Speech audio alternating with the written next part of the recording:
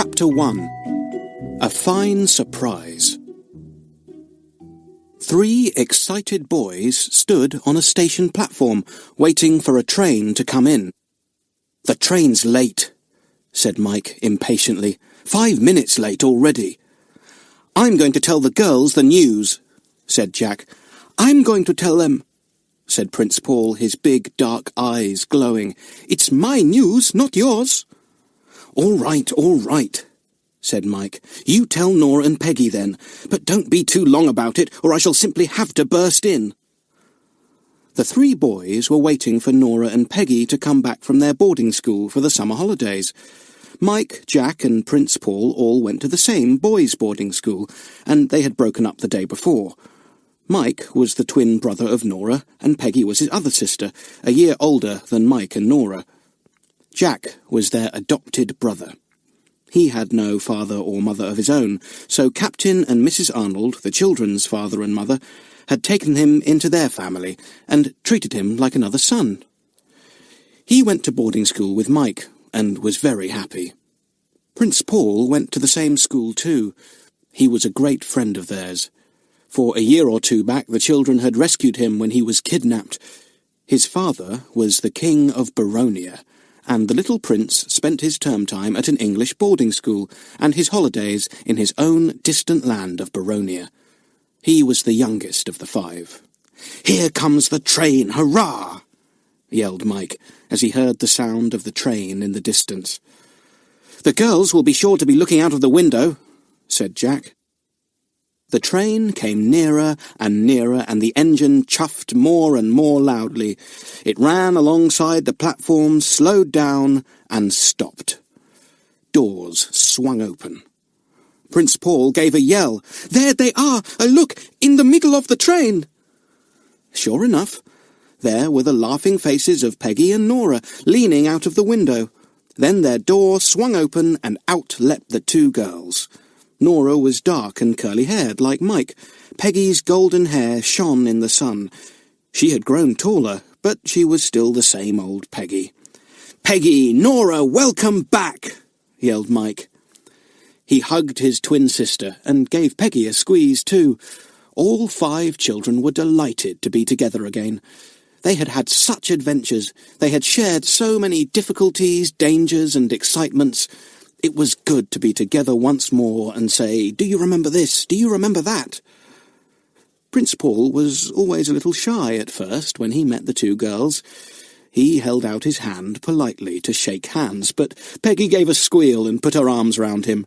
"Paul, don't be such an idiot. Give me a hug." "Paul's got some news," said Mike, suddenly remembering. "Buck up and tell it, Paul." "What is it?" asked Nora. "I've got an invitation for you all," said the little prince. "Will you come to my land of Baronia with me for the holidays?" There was a shriek of delight from the 2 girls. "Paul, go to Baronia with you! Oh, I say!" "Oh, what a marvellous surprise!" Paul beamed. "Yes, it is a fine surprise, isn't it?"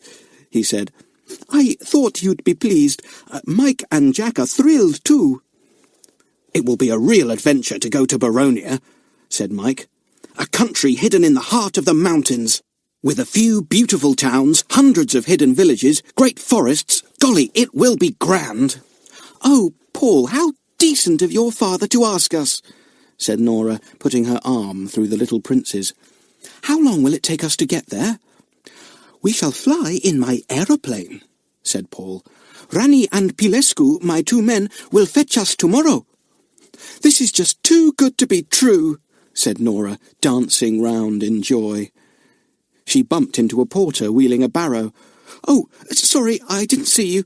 I say, Mike, we'd better get our luggage. Can you see a porter with an empty barrow?" All the porters had been engaged, so the 5 children had to wait. They didn't mind. They didn't mind anything. It was so marvellous to be going off to Paul's country the next day. "We thought we were going to the seaside with Daddy and Mummy," said Nora. "So we were," said Jack. "But when Paul's father cabled yesterday, saying he was sending the aeroplane to fetch Paul, he said we were all to come too, if we were allowed to. And you know how Daddy and Mummy like us to travel and see all we can," said Mike. "They were just as pleased about it as we were, though they weren't sorry not to have us for the holidays, of course." "We are not to take many clothes," said Jack. "Paul says we can dress up in Baronian things. They are much more exciting than ours. I shall feel I'm wearing fancy dress all the time." The girls sighed with delight. They imagined themselves dressed in pretty swinging skirts and bright bodices. Lovely. They would be real Baronians. "Look here, we really must get a porter and stop talking," said Nora.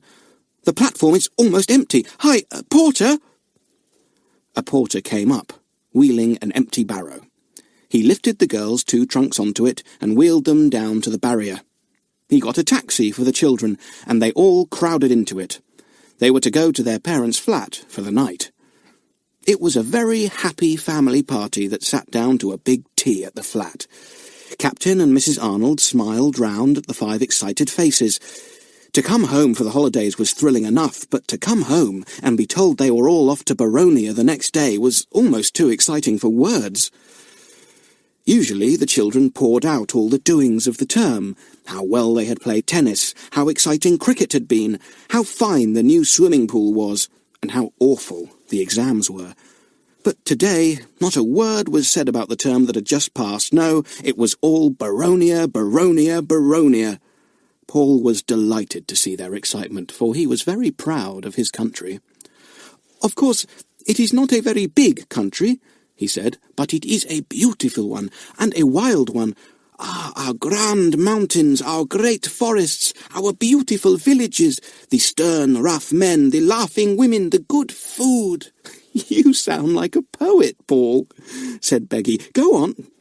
"No," said the little prince, going red. "You will laugh at me.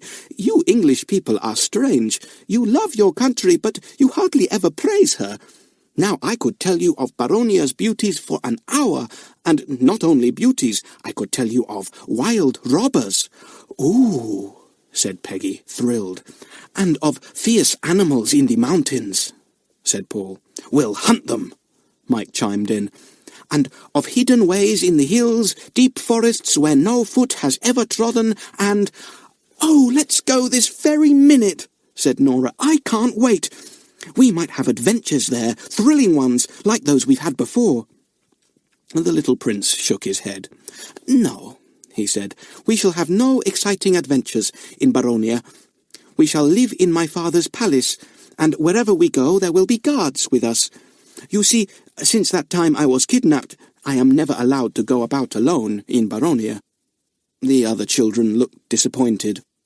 "Well, it sounds grand to have a bodyguard, I must say, but it does cramp our style a bit," said Mike. "Are we allowed to climb trees and things like that?" "Well, I have never been allowed to in my own country," said Paul. "But, you see, I am a prince there, and I have to behave always with much dignity. I behave differently here." "I should just think you do," said Mike, staring at him. "Who waded through the duck pond to get his ball and came out covered with mud? And who tore his coat to rags, squeezing through a hawthorn hedge, trying to get away from an angry cow?" asked Jack. "I did," said Paul. "But then here I am like you. I learn to behave differently. When you go to Baronia, you too will have different manners. You must kiss my mother's hand, for instance." Mike and Jack looked at him in alarm. "I say, I'm not much good at that sort of thing," said Jack. "And you must learn to bow, like this," said the little prince, thoroughly enjoying himself. He bowed politely from his waist downwards, stood up, and brought his heels together with a smart little click. The girls giggled. "It will be fun to see Mike and Jack doing things like that," said Nora. "You'd better start practising now, Mike. Come on, bow to me, and Jack, you kiss my hand." The boys scowled. "Don't be an idiot," said Mike, gruffly. "If I've got to do it, I will do it, but not to you or Peggy." "I don't expect it will be as bad as Paul makes out," said his mother, smiling. "He is just pulling your leg. Look at him grinning." "You can behave how you like," said Paul with a chuckle. "But don't be surprised at Baronian manners. They are much better than yours." "Have you all finished tea?" asked Captain Arnold.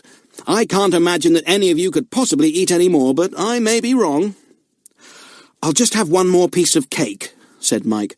We don't get chocolate cake like this at school. You've had 4 pieces already, said his mother. I am glad I don't have to feed you all the year round. There you are, eat it up. There was very little packing to be done that evening, only nightclothes and toothbrushes, flannels and things like that. All the children were looking forward to wearing the colourful Baronian clothes. They had seen photographs of the Baronian people, and had very much liked the children's clothes. They were all so thrilled that it was very difficult to settle down and do anything. They talked to Captain and Mrs. Arnold, played a game or two, and then went off to bed. Not one of them could go to sleep. They lay in their different bedrooms, calling to one another, until Mrs. Arnold came up and spoke sternly. "One more shout, and you don't go to Baronia." After that, there was silence, and the 5 children lay quietly in their beds, thinking of the exciting day tomorrow was going to be. Chapter 2. Off to Baronia. It was wonderful to wake up the next morning and remember everything. Jack sat up and gave a yell to wake the others. It was not long before everyone was dressed and down to breakfast. They were going to the airport to meet Rani and Pelescu, the Baronians, at 10 o'clock. All the things they were taking with them went into one small bag. "Mummy, I'm sorry I won't see much of you these holes," said Peggy. "Well, Daddy and I may fly over to Baronia to fetch you back," said her mother. "We could come a week or 2 before it's time for you to return to school, so we should see quite a bit of you." "Oh, that would be lovely," said Nora and Peggy together, and the boys beamed in delight. "Will you come in the White Swallow?" The White Swallow was the name given to Captain Arnold's famous aeroplane. In it, he and Mrs. Arnold had flown many thousands of miles, for they were both excellent pilots. They had had many adventures, and this was partly why they liked their children to go off on their own and have their own adventures too.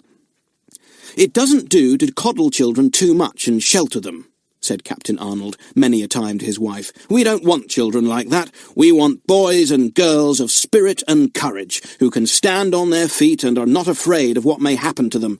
We want them to grow up adventurous and strong, of some real use in the world.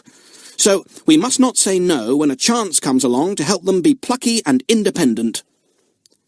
"If we can grow up like you and Mummy, we shall be all right," said Peggy. "You tried to fly all the way to Australia by yourselves in that tiny plane, and you've set up ever so many flying records. We ought to be adventurous children." "I think you are," said her mother with a laugh. "You've certainly had some marvellous adventures already, more than most children have all their lives long." When the car drew up at the door to take the children to the airport, they all clattered down the steps at once.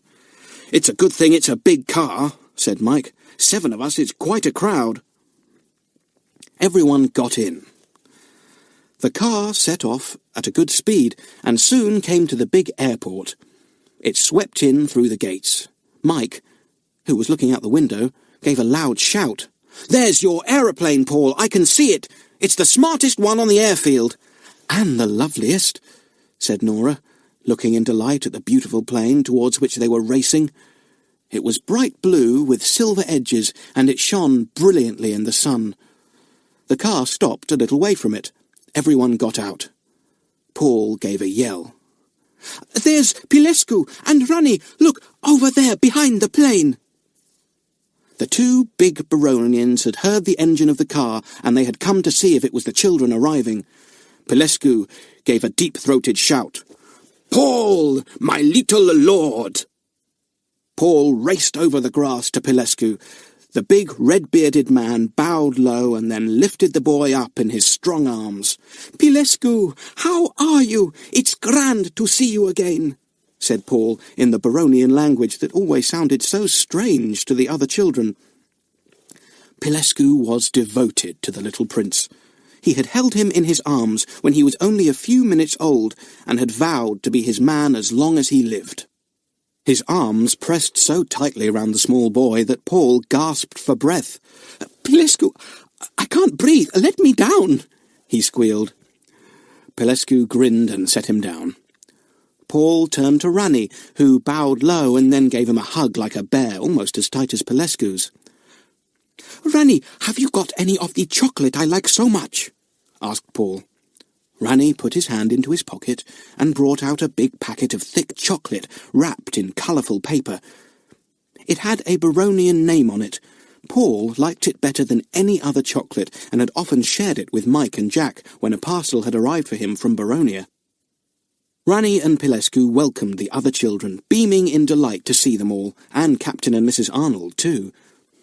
"Look after these rascals, Pilescu," said Mrs. Arnold, as she said goodbye to the excited children. "Madam, they are safe with me and Ranny," said Pilescu, his red beard flaming in the sun. He bowed from his waist and took Mrs. Arnold's small hand into his big one. He kissed it with much dignity. Mike felt perfectly certain he would never be able to kiss anyone's hand like that. "Is the plane ready?" asked Captain Arnold, climbing into the cockpit to have a look round. "My word, she is a marvellous machine. I'll say this for Baronia, you have some mighty fine designers of aircraft. You beat us hollow, and we are pretty good at it too." All the children were now munching chocolate, talking to Ranny. The big, bear-like man was happy to see them. A mechanic came up and did a few last things to the engine of the great aeroplane. In a minute or two, the engines started up, and a loud throbbing filled the air. "Doesn't it sound lovely?" said Mike. "We're really going." "Get in, children," said Pilescu. "Say your goodbyes, then we must go." The children hugged their parents, and Paul bowed and kissed Mrs. Arnold's hand. She laughed and gave him a squeeze. "Goodbye, little Paul. Mind you don't lead my four into trouble. Jack, look after everyone. Mike, take care of your sisters. Nora and Peggy, see that the boys don't get up to mischief. Goodbye, Mummy. Goodbye, Daddy. Write to us. Come and fetch us when the holes are nearly over. Goodbye, Captain Arnold. Goodbye, Mrs. Arnold." The roar of the aeroplane drowned everything. Pilescu was at the controls. Ranny was beside him. The children were sitting behind in comfortable armchairs. The engine roared more loudly. "Rrr, rrr." The big machine taxied slowly over the runway, faster, faster, and then, light as a bird, it left the ground, skimmed over the hedges and the trees, and was up in the sky in 2 minutes. "Off to Baronia," said Mike, thrilled. "Adventuring again," said Jack. "Isn't this fun?" "The runway looks about 1 inch long," said Nora, peering out of the window. "In half an hour we shall be over the sea," said Paul. "Let's look out for it." It was grand to be in the big aeroplane once more. All the children were used to flying and loved the feeling of being high up in the sky. Sometimes clouds rolled below them, looking like vast snowfields. The sun shone down on the whiteness, and the clouds below the plane became almost too dazzling to look at. Suddenly there was a break in the clouds, and Mike gave a yell. "The sea! Look, through the clouds! Hi, Ranny! Ranny, isn't that the sea already?" Ranny turned and nodded. "We're going very fast," he shouted. "We want to be in Baronia by lunchtime." "I'm so happy," said Nora, her eyes shining. "I've always wanted to go to Baronia, Paul, and now we're really going." "And I am happy too," said Paul. "I like your country, and I like you too, but I like Baronia better. Maybe you also will like Baronia better." "Rubbish," said Mike. "As if any country could be nicer than our own." "You will see," said the little prince. "Have some more chocolate?" The children helped themselves from Paul's packet. "Well, I certainly think your chocolate is better than ours," said Mike, munching contentedly. "Look, there's the sea again. Doesn't it look smooth and flat?" It was fun watching for the sea to appear and reappear between the gaps in the clouds. Then the plane flew over land again. The clouds cleared away, and the children could see the country below, spread out like an enormous coloured map. They flew over great towns wreathed in misty smoke. They flew over stretches of green countryside, where farms and houses looked like toys. They watched the rivers curling along like blue and silver snakes. They flew over tall mountains, and on some of them was snow. "Funny to see that in the middle of summer," said Mike. "How's the time getting on? I say, 12 o'clock already. We shall be there in another hour or so." The plane roared along steadily. Rani took Pelescu's place after 2 hours had gone by. He sat and talked to the children for a while, gazing devotedly at the little prince. Mike thought he was like a big dog, worshipping his master. He thought Paul was very lucky to have such friends as Rani and Pelescu. "Soon we shall see the palace," he said, looking down. "Now we are over the borders of Baronia. Paul, look, there is the river Jolu, and there is the town of Kikibora." Paul began to look excited. It was 3 months since he had been home, and he was longing to see his father and mother, and his little brothers and sisters. Mike and Jack fell silent. They wondered if Paul's mother would be at the airfield to greet them. Would they have to kiss her hand? "I shall really feel an awful idiot," thought Mike uncomfortably. "There is the palace!" cried Paul suddenly.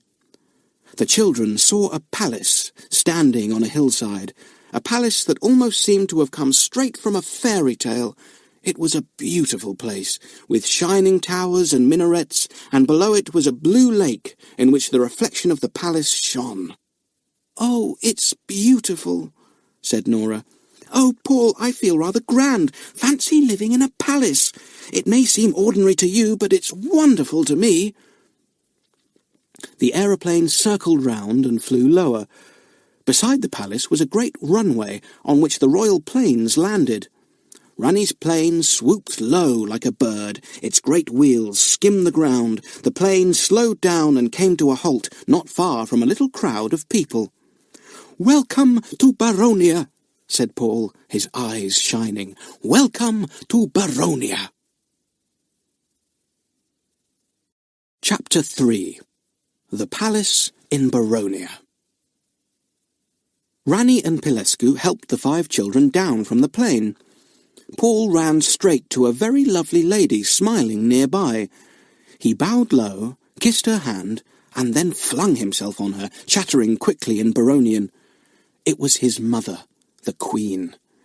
She laughed and cried at the same time, fondling the little prince's hair and kissing his cheeks.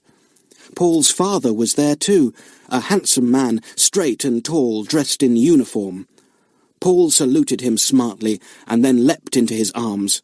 Then he turned to 4 smaller children standing nearby, his brothers and sisters. Paul kissed the hands of his little sisters and saluted his brothers. Then they kissed, all talking at once. Soon it was the other children's turn to say how do you do.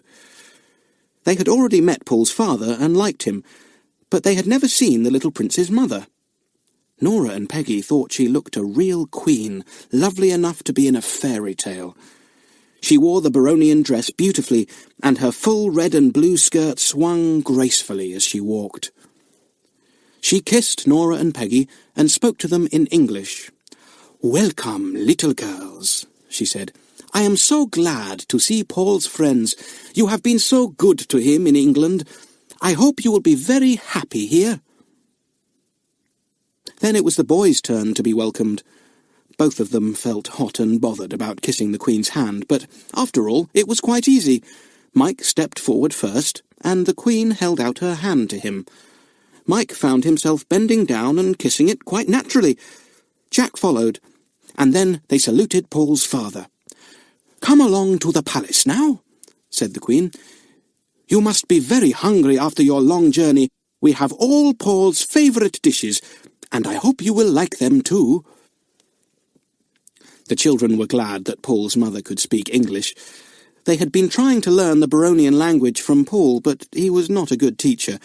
He would go off into peals of laughter at the comical way they pronounced the different words of the Baronian language, and it was difficult to get any sense out of him when he was in one of his giggling fits.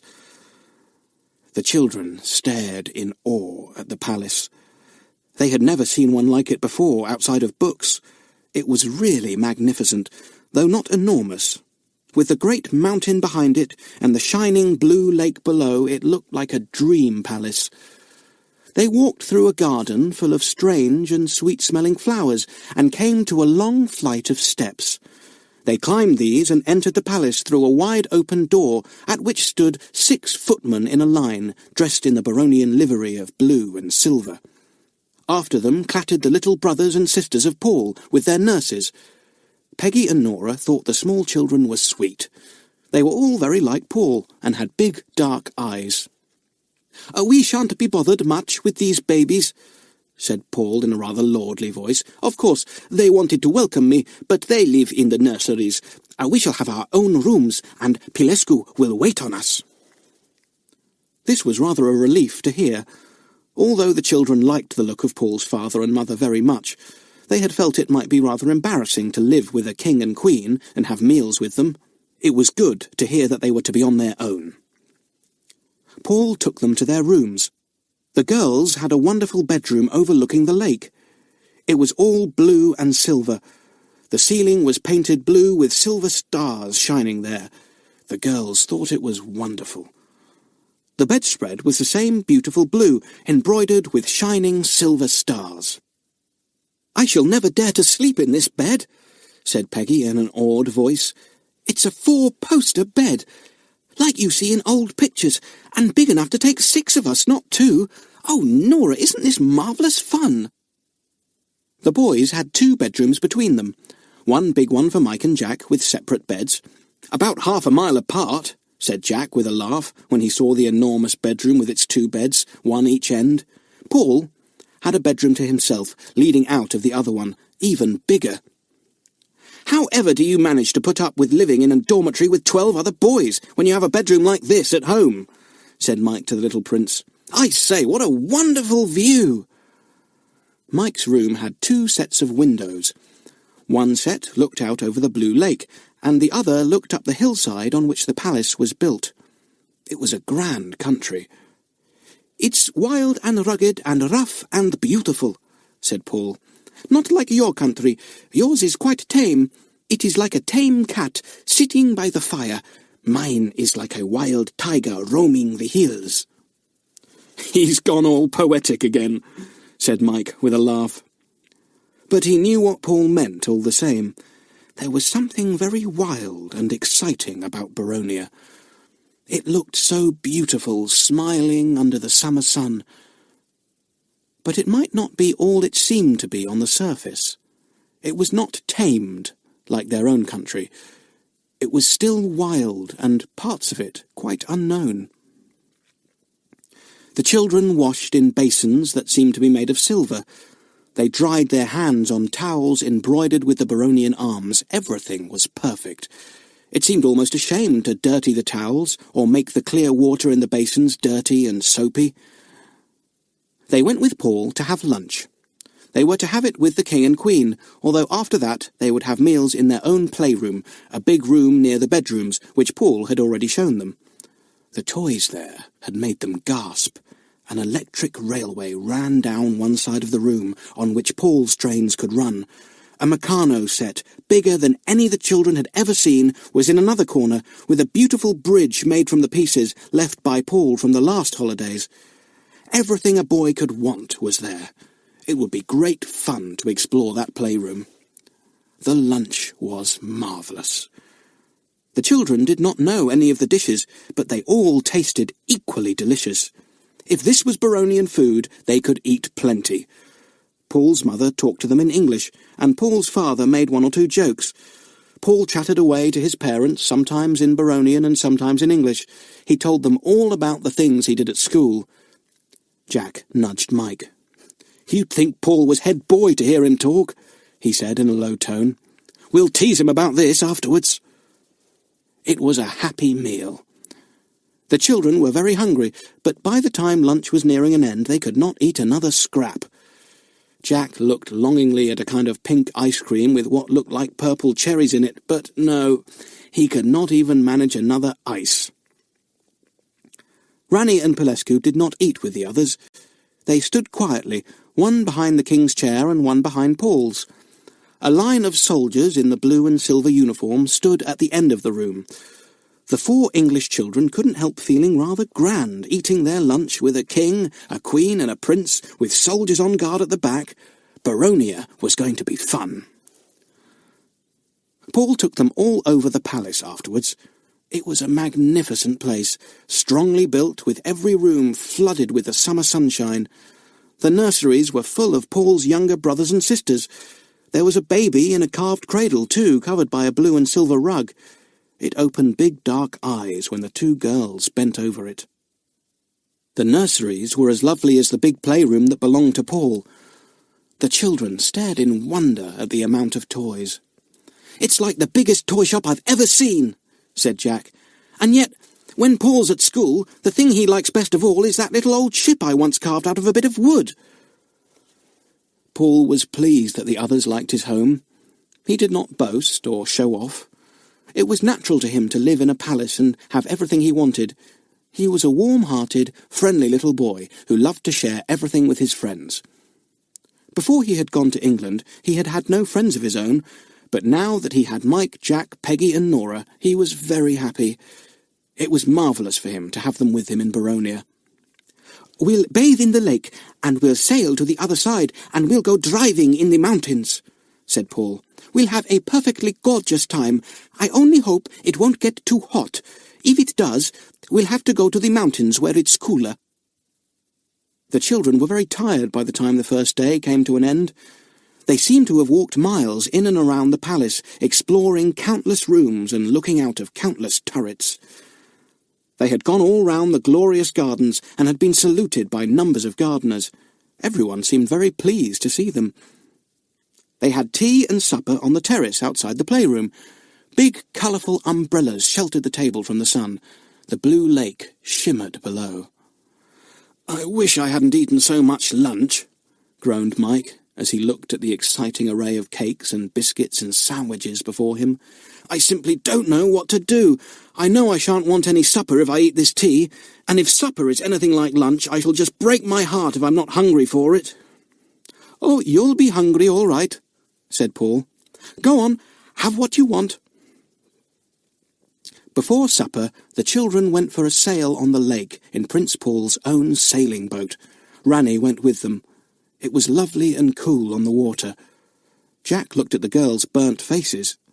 "We shall be brown as berries in a day or two," he said. "We're all brown now, but we shall get another layer very quickly. My arms are burning. I shan't put them in the water tonight. They will sting too much." "You'll have to hold your arms above your head when you have your bath then," said Mike. "You will look funny." The children were almost too tired to undress and bath themselves that night. Yawning widely, they took off their clothes and cleaned their teeth and washed. A bath was sunk into the floor of each bedroom. Steps led down to it. It seemed funny to the children to go down into a bath instead of just hopping over the side of one, but it was all fun. The girls got into their big four-poster, giggling. It seemed so big to them after the narrow beds they had at school. "I shall lose you in the night," said Nora to Peggy. The boys jumped into their beds too. Paul left the door open between his bedroom and that of Mike's and Jack's, so that he might shout to them. But there was very little shouting that night. The children's eyes were heavy, and they could not keep them open. The day had been almost too exciting. "Now we're living in Baronia," whispered Peggy to herself. "We're in Baronia. And then she was fast asleep, whilst outside the little waves at the edge of the lake lapped quietly all night long. Chapter 4. An Exciting Trip. The first week glided by, golden with sunshine. The children enjoyed themselves thoroughly, though Nora often complained of the heat. All of them now wore the Baronian dress and fancied themselves very much in it. The girls wore tight bodices of white and blue with big silver buttons and full skirts of red and blue. They wore no stockings but curious little half boots laced up with red. The boys wore embroidered trousers with cool shirts open at the neck and a broad belt. They too wore the half boots and found them very comfortable. At first they all felt as if they were in fancy dress, but they soon got used to it. "I shan't like going back to ordinary clothes," said Nora, looking at herself in the long mirror. "I do so love the way this skirt swings out round me. Look, Mike, there are yards of material in it." Mike was fastening his belt round him. He stuck his scout knife into it. He looked at himself in the mirror too. "I look a bit like a pirate or something," he said. "Golly, I wish the boys at school could see me now. Wouldn't they be green with envy?" "They'd laugh at you," said Nora. "You wouldn't dare wear those clothes in England. I hope the Queen will let me take mine back with me. I could wear them at a fancy dress party. I bet I'd win the prize." The first week was glorious. The children were allowed to do anything they wanted to, providing that Ranny or Pelescu was with them. They rode little mountain ponies through the hills, they bathed at least 5 times a day in the warm waters of the lake, they sailed every evening, they went by car to the nearest big town and rode in the buses there. They were quaint buses, fat and squat, painted blue and silver. Everything was different. Everything was strange. "England must have seemed very peculiar to you at first, Paul," said Mike to the little prince, realizing for the first time how difficult the boy must have found it, living in a strange country. Paul nodded. He was very happy to show his friends everything. Now, when he was back at school again in England, and wanted to talk about his home and his country, Jack and Mike would understand all he said, and would listen gladly. Towards the end of the first week, Pelescu made a suggestion. "Why do you not take your friends in the aeroplane, and show them how big your country is?" he asked Paul. "I will take you all." "Oh yes, Pelescu, let's do that," cried Mike. "Let's fly over the mountains and the forests and see everything." "I will show you the secret forest," said Prince Paul unexpectedly. The others stared at him. "What's the secret forest?" asked Jack. "What's secret about it?" "It's a weird place," said Paul. "Nobody has ever been there." "Well, how do you know it's there, then?" asked Mike. "We've seen it from aeroplanes," said Paul. "We've flown over it." "Why hasn't anyone ever been into this forest?" asked Peggy. "Someone must have, Paul. I don't believe there is anywhere in the whole world that people haven't explored by now." "I tell you, no one has ever been in the secret forest," said Paul obstinately. "And I'll tell you why. Look, get me the map over there, Mike." Mike threw him over a rolled-up map. Paul unrolled it and spread it flat on a table. He found the place he wanted and pointed to it. "This is a map of Baronia," he said. "You can see what a rugged, mountainous country it is. Now, look, do you see these mountains here?" The children bent over to look. The mountains were coloured brown and had an odd name, Killimoon. Paul's brown finger pointed to them. "These mountains are a weird shape," said the little prince. "Killimoon mountains form an almost unbroken circle, and in the midst of them, in a big valley, is the secret forest." His finger pointed to a tiny speck of green, shown in the middle of the Killimoon mountains. "There you are," he said.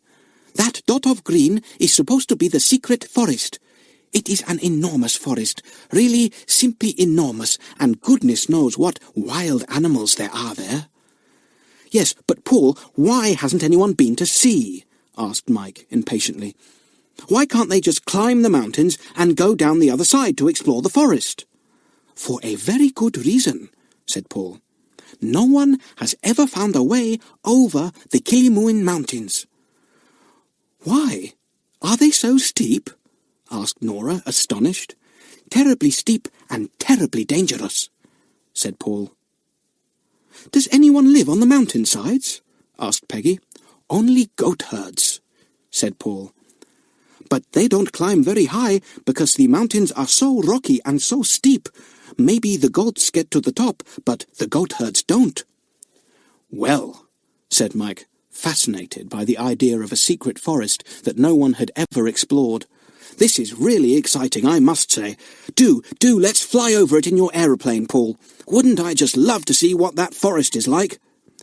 "You can't see much," said Paul, rolling up the map. "It just looks like a thick mass of green, that's all, from the plane. All right, we'll go tomorrow." This was thrilling. It would be grand to go flying again, and really exciting to roar over the Killimoon mountains and peer down at the secret forest. What animals lived there? What would it be like there? Had anyone ever trodden its dim green paths? Mike and Jack wished 100 times they could explore that great hidden forest. The next day, all 5 children went to the runway beside the hangar, where Paul's aeroplane was kept. They watched the mechanics run it out onto the grass. They greeted Rani and Pelescu as the 2 men came along. "Rani, do you know the way to fly to Killimoon Mountains? We want to go there." "And when we get there, fly as low down as you can, so that we can get as near to the secret forest as possible," begged Nora. Rani and Pelescu smiled.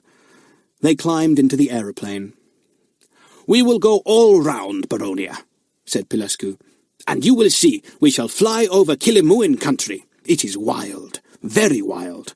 Not far from it is the little palace the king built last year on a mountainside where the winds blow cool.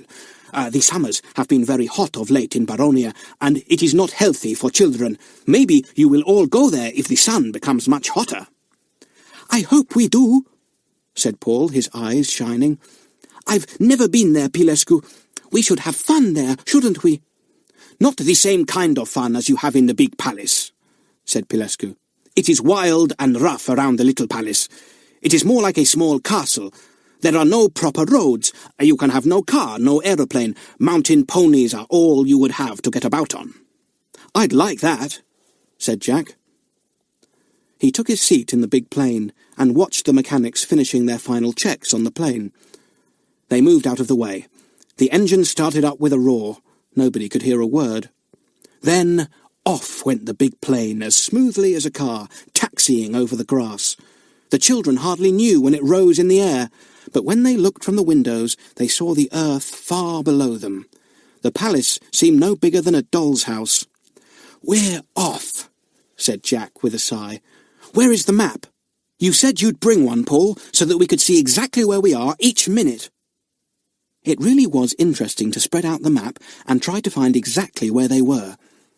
"Here we are," said Jack, pointing to a blue lake on the map. "See, there's the lake down below us now. We're right over it. And look, there's the river flowing into it, shown on the map. Golly, this is geography really come alive. I wish we could learn this sort of geography at school. I wouldn't mind having geography every morning of the week, if we could fly over the places we're learning about." The children read out the names of the towns they flew over.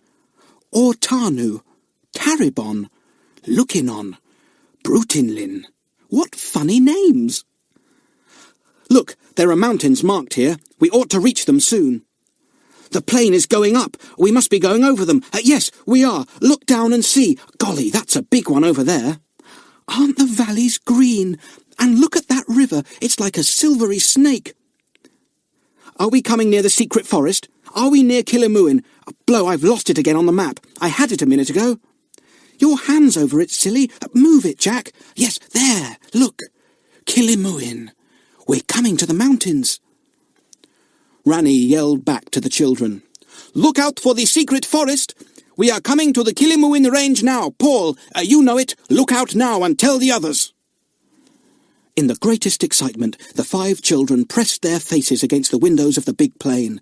It was rising over steep mountains. The children could see how wild and rugged they were. They could not see anyone on them at all, nor could they even see a house. "Now you can see how the Killimoon mountains run all round in a circle," cried Paul. "See, they make a rough ring with their rugged heads jagged against the sky. There is no valley between, no pass. No one can get over them into the secret forest that lies in the middle of their mighty ring." The children could easily see how the range of mountains ran round in a very rough circle. Shoulder to shoulder stood the rearing mountains, tall, steep, and wild. The aeroplane roared over the edge of the circle, and the children gazed down into the valley below. "That's the secret forest!" shouted Paul. "See, there it is. Isn't it thick and dark?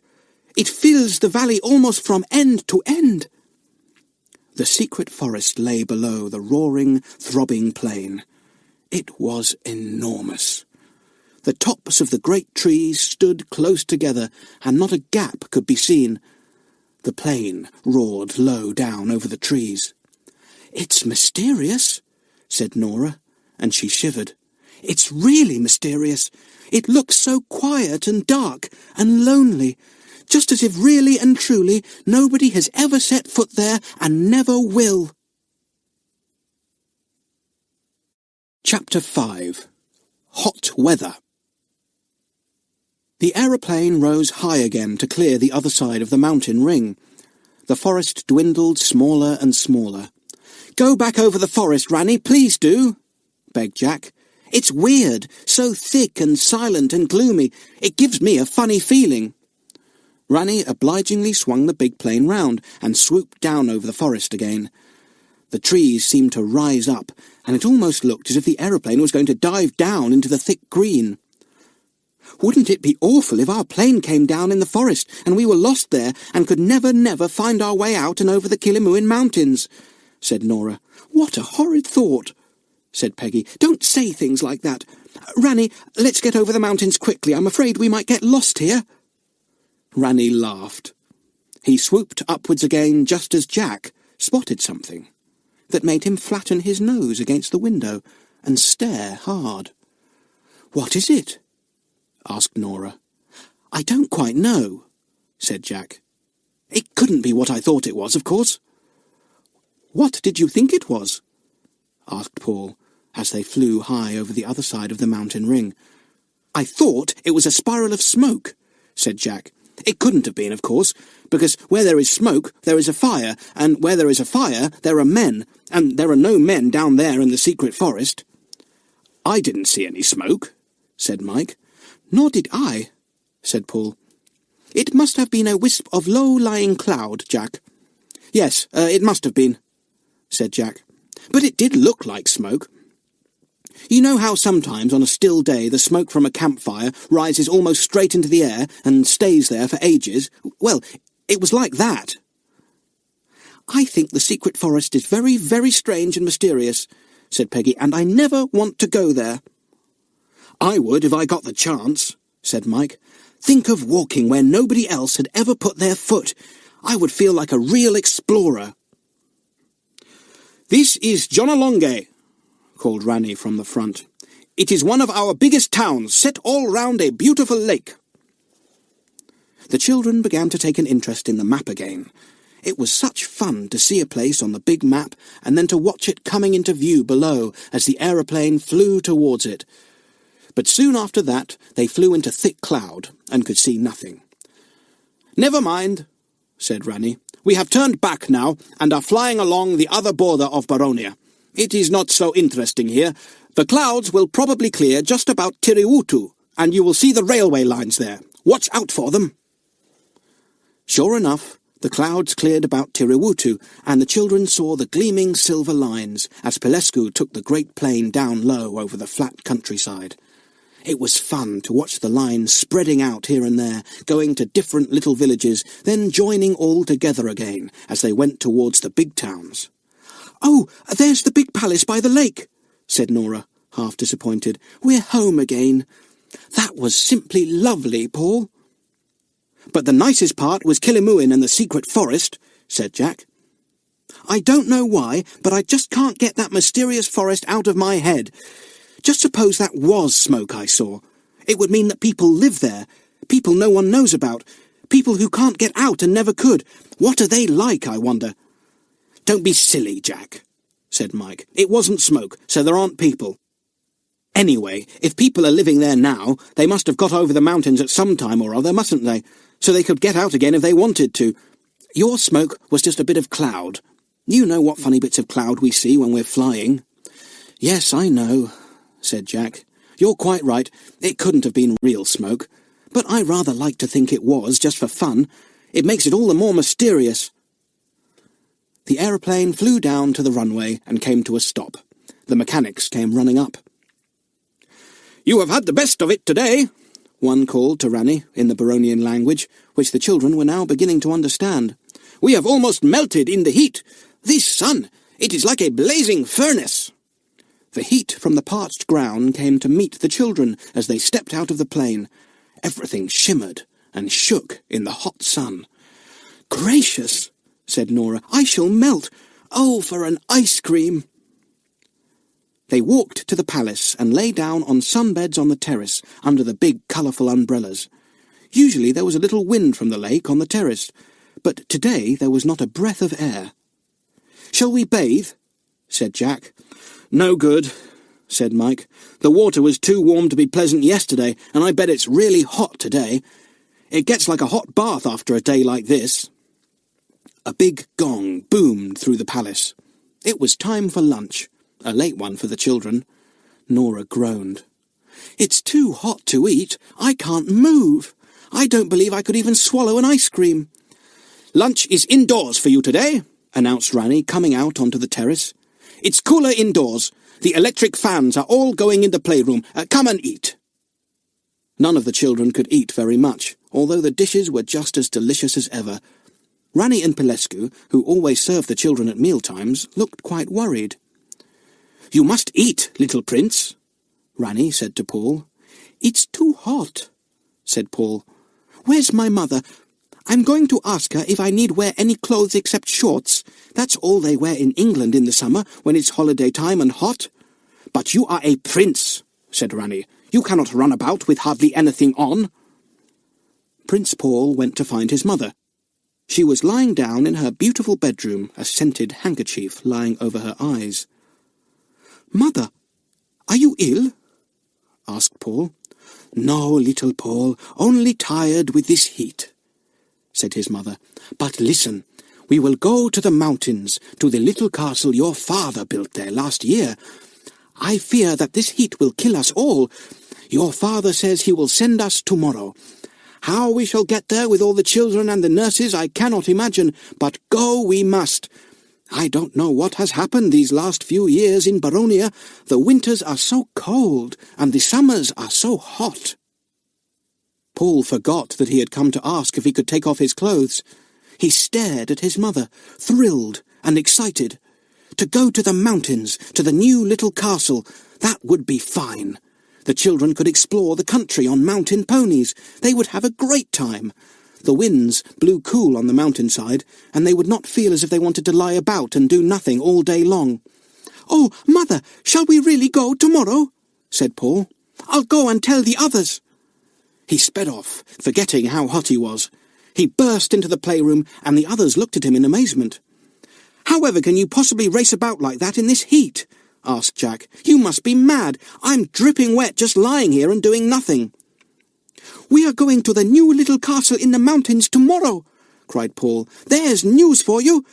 It will be cool there, and we can each have a pony and go riding up and down the mountains. We can talk to the goatherds and have all kinds of fun." Jack sat up.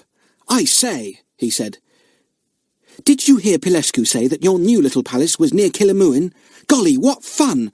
We might be able to find out something about the secret forest." "We shan't," said Paul. "There is nothing to find out.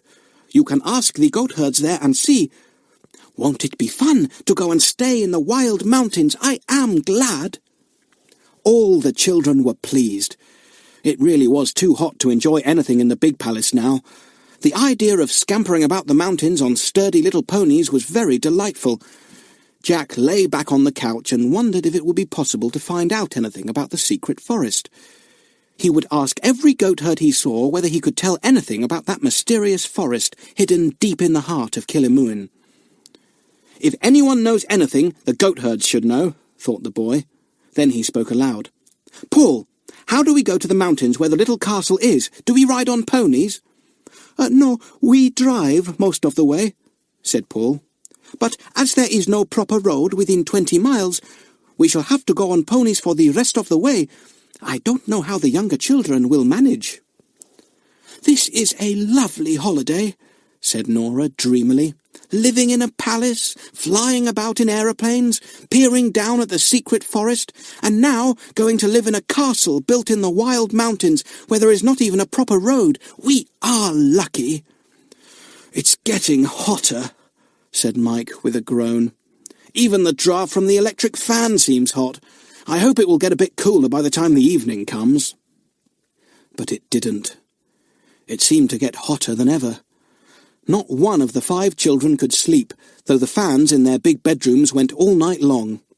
They flung off the sheets, they turned their pillows to find a cool place, they got out of bed and stood by the open windows to find a breath of air.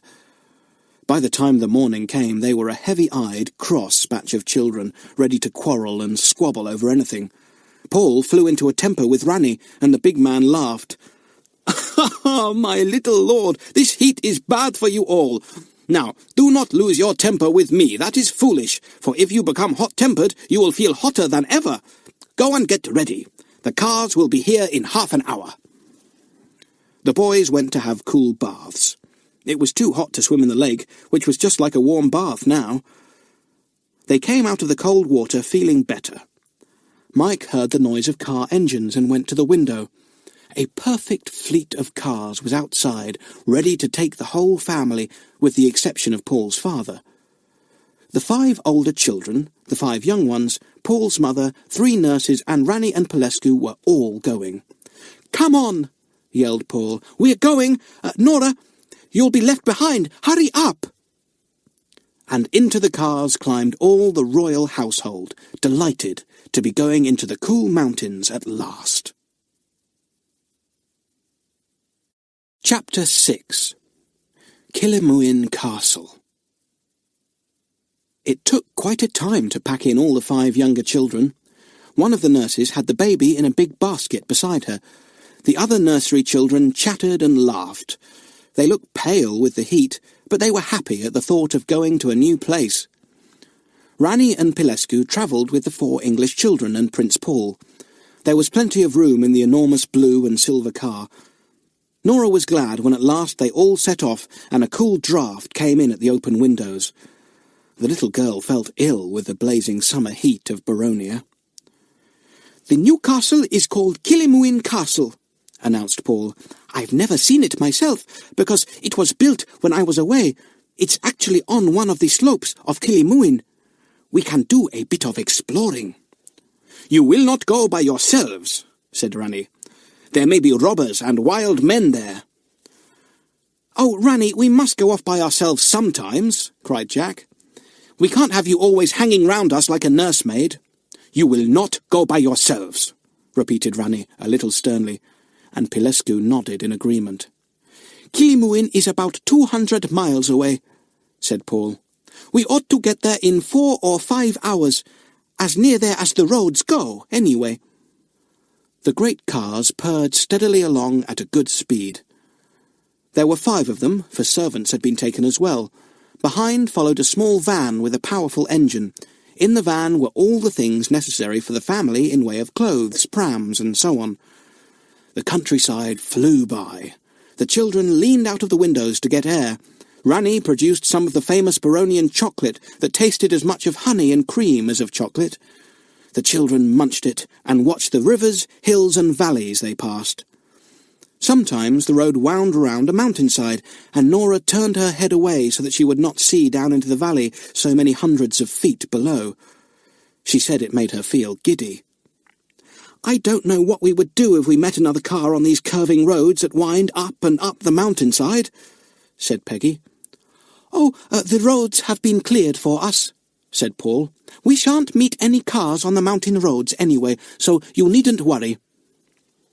They didn't. The cars roared along, stopping for nothing except lunch. At 12:30, when everyone was feeling very hungry, the signal was given to stop. They all got out to stretch their legs and have a run around. They were on a hillside, and below them ran a shining river curving down the valley. It was a lovely place for a picnic. As usual, the food was delicious. Ranny and Pelescu unpacked hampers, and the children spread a snow-white cloth on the grass and set out plates and dishes. "Chicken sandwiches, good," said Mike. "Ice cream pudding, my favourite," said Nora. "About 30 different kinds of sandwiches," said Jack. "I am glad I feel so terribly hungry." It was a good meal, sitting out there on the hillside where a little breeze blew. "It's cooler already," said Nora thankfully. "It will be much cooler in Killimoon Castle," said Ranny. "It's built in a cunning place, where two winds meet round a gully. It is always cool there on the hottest day. You will soon get back your rosy cheeks." Everyone climbed back into the cars when lunch was finished, and off they went again. "Only about an hour more, and the road ends for us," said Pilescu, looking at his watch. "It goes on round the mountains, but leaves Killimoon behind. I hope the ponies will be there ready for us." "How is the baby going to ride a pony?" asked Nora. "Won't she fall off?" "Oh, no," said Pilescu. "You will see what happens to the little ones." After about an hour, all the cars slowed down and stopped. The children looked out in excitement, for there was quite a gathering in front of them. Men with ponies stood there, saluting the cars. It was time to mount and ride, instead of sitting in a car. It took a long time to get everyone onto the sturdy, shaggy little ponies. Nora soon saw how the little children were taken. The bigger ponies had a big, comfortable basket strapped each side of them, and into these the younger children were put. Then, with a man leading each pony, the small ones were quite safe and could not possibly fall. "I'm not going in a basket," said Nora, half afraid she might be told to. But all the other children could ride, and were expected to do so. Each child sprang onto the pony brought beside him or her and held the reins. The ponies were stout and steady, very easy to ride, though Nora complained that hers bumped her. "Ah, no, Nora, it is you who are bumping the pony," said Pilescu with a laugh. The little company set off. The nurses, who had all been country girls, thought nothing of taking their children on ponies to the castle. The smaller boys and girls chattered in high voices and laughed in delight at the excitement. The men leading the ponies that carried baskets or panniers leapt onto the ponies also, and all the little sturdy animals trotted away up the rough mountain path that led to the new castle. The people who had come to watch the royal family's arrival waved goodbye and shouted good wishes after them. Their cottages were here and there in the distance. The little company turned a bend in the path, and then the children saw the towering mountains very clearly, steep and forbidding, but very grand.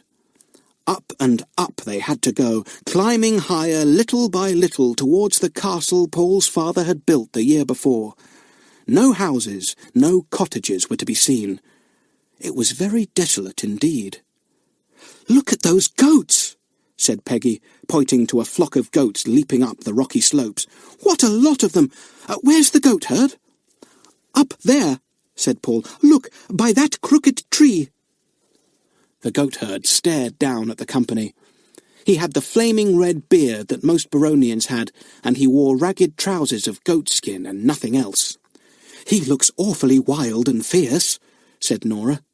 "I don't think I want to talk to goatherds if they look like that." "Oh, they are quite harmless," said Ranny, laughing at Nora's scared face.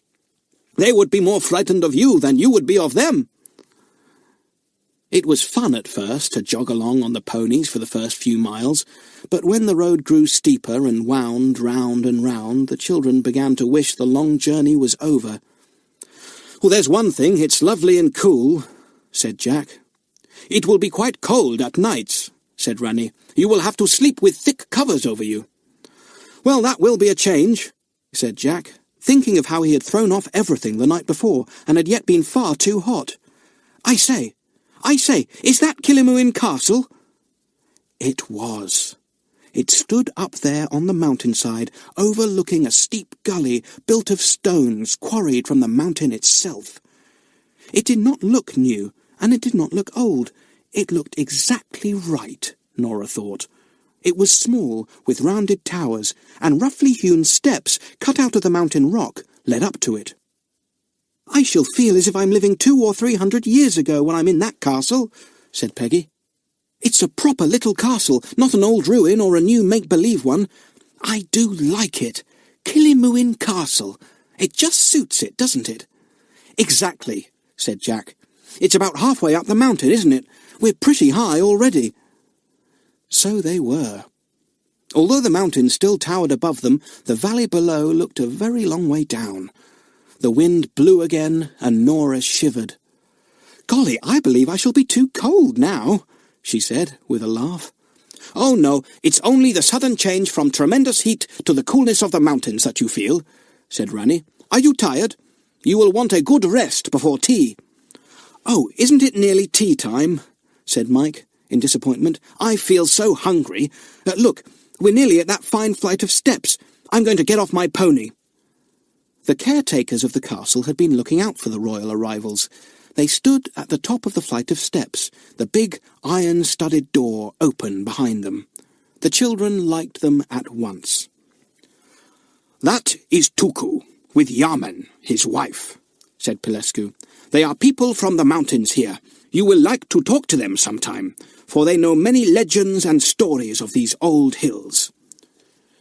Tuku and Yamen greeted the children with cries of delight and joy. They were cheerful mountain folk, not scared at the thought of princes and princesses arriving, but full of joy to see so many little children. It seemed no time at all before the whole company were in their new quarters. These were not nearly so grand and luxurious as those the children had had in the big palace, but not one of them cared about that. The castle rooms were small but with high ceilings. The walls were hung with old embroidered tapestries. There were no curtains at the narrow windows, but oh, the view from those windows! Mountains upon mountains could be seen, some wreathed in clouds, most of them with snow on the top. The trees on them looked like grass. The valley below seemed miles away. "Killimoon Castle has quite a different feel about it," said Jack with enjoyment. "The palace was big and modern, and everything was up to date. Killimoon is grim and strong and wild, and I like it.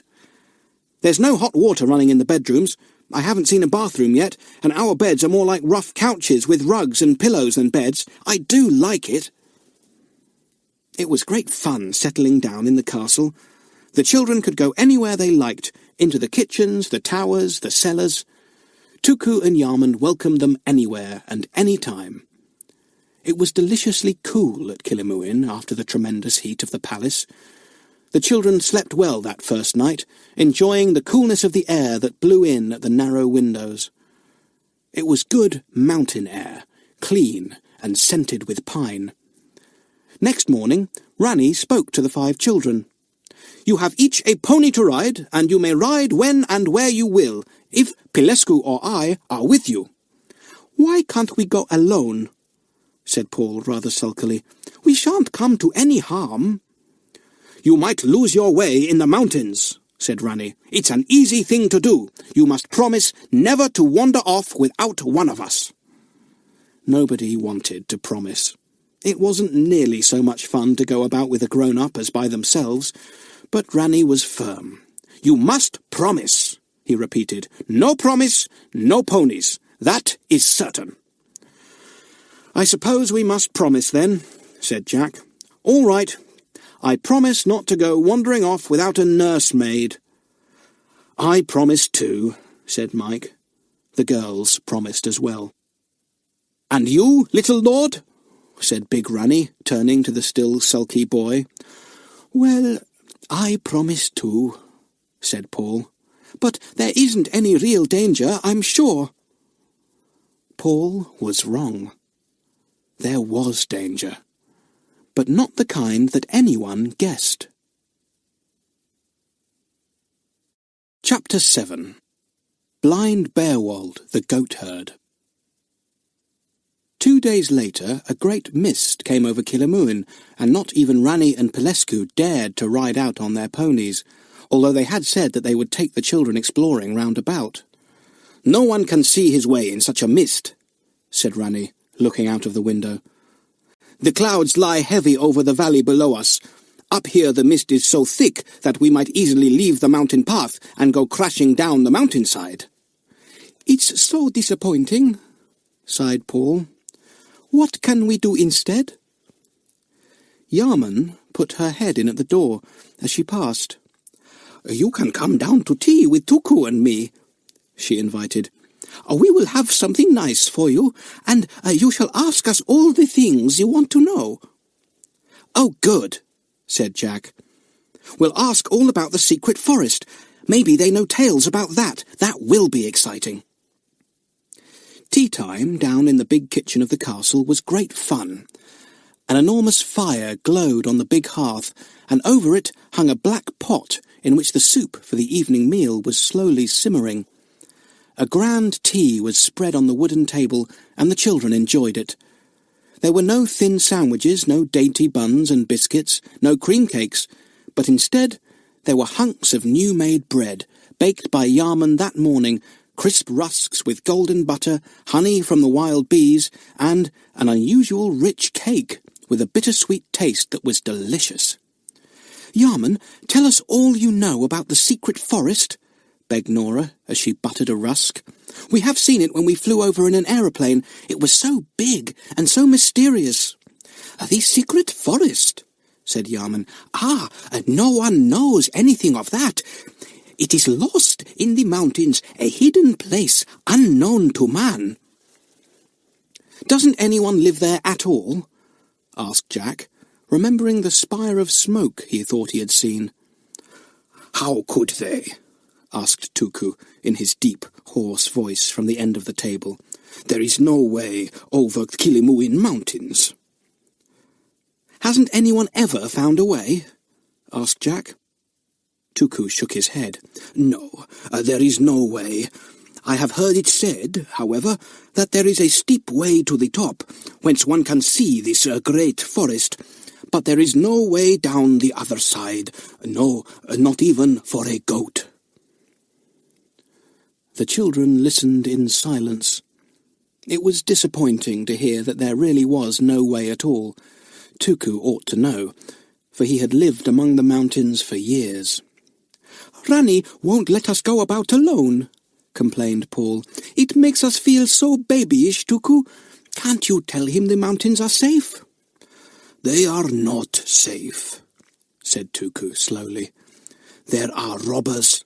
I have seen them from this very castle. When this place was built last year, the robbers must have hoped for travellers to come to and fro." "What robbers?" asked Jack. "Where do they live? Are there many of them?" "Yes, there are many," said Tuku, nodding his shaggy head. "Sometimes they rob the poor people of the countryside, coming in the night and taking their goats and their hens. Sometimes they rob the travellers on the far-off road." "Why aren't they caught and punished?" demanded the little prince indignantly. "I won't have robbers in my country." "No one knows where the robbers live," said Yarman. Aye, they are a terrible band of men. It is my belief that they have a stronghold far up the mountains." "Perhaps they live in the secret forest," said Jack. "Oh, you and your secret forest," said Nora. "Don't keep asking about it, Jack. You've been told ever so many times there's no way for people to get to it." "Are there any wild animals about the mountains?" asked Mike. "There are wolves," said Yarman. "We hear them howling in the cold winter time when they can find no food.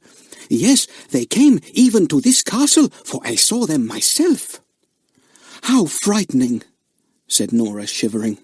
"Well, I'm jolly glad I promised Ranny I wouldn't go out without him or Pilescu. I don't want to be captured by robbers or caught by wolves." "You don't want to believe all their stories," said Peggy in a low voice. Yarman heard her, and although she did not understand what the little girl said, she guessed. "Ah," she said, "you think these are but tales, little one. If you want to know more, go to the goat-herd, Beowald, and he will tell you many more strange tales of the mountainside." Beowald sounded rather exciting, the children thought. They asked where he could be found. "Take the path that winds high above the castle," said Tuku. "When you come to a crooked pine struck by lightning, take the goat track that forks to the left. It is a rocky way, but your ponies will manage it well. Follow this track until you come to a spring gushing out beside a big rock. Shout for Beowald, and he will hear you, for his ears are like that of a mountain hare, and he can hear the growing of the grass in spring, and the flash of a shooting star in November." The next day was fine and clear. The children reminded Ranny of his promise, and he grinned at them, his eyes shining in the brilliant sunlight. "Yes, we will go," he said. "I will get the ponies. We will take our lunch with us and explore." "We want to find Beowald the goatherd," said Paul. "Have you heard of him, Ranny?" Ranny shook his head. He went to get the ponies, whilst Nora and Peggy ran off to ask Yarman to pack them up some lunch. Soon they were all ready.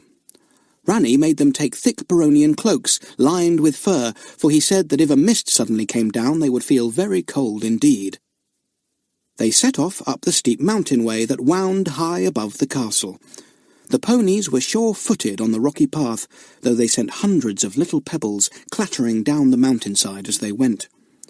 They were nice little beasts, friendly and eager, and the children were already very fond of them. Ranny led the way. Pilescu rode last of all. It was a merry little company that went up the steep mountain that sunny morning. "We've got to look out for a crooked pine tree struck by lightning," said Jack to Ranny, who was just in front of him. "Then we take the goat track to the left." "There's an eagle," said Nora suddenly, as she saw a great bird rising into the air, its wings spreading out against the sun. "Are eagles dangerous, Pilescu?" "They will not attack us," said Ranny. "They like to swoop down on the little kids that belong to the goats, and take them to feed their young ones if they are nesting." "I wonder if we shall see a wolf," said Peggy, hoping that they wouldn't. "I say, isn't it fun riding up and up like this? I do like it." "There's the crooked pine tree," shouted Paul. "Look, over there, we shall soon come up to it. Isn't it ugly? You don't often see a pine tree that is not tall and straight." The crooked pine tree seemed to point to the left, where the path forked into two. To the left was a narrow goat track, and the ponies took that way, their steady little hooves clattering along merrily. It was lovely up there in the cool, clear air, with the valley far below, swimming in the summer sunshine. Sometimes a little wispy cloud floated below the children, and once one floated right into them, but it was nothing but a mist when the children found themselves in it. "Clouds are only mists," said Nora.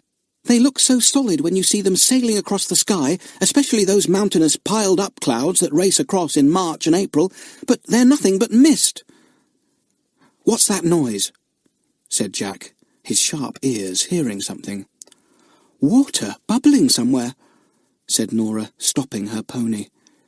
"It must be the spring gushing out that Tuku and Yarman told us about.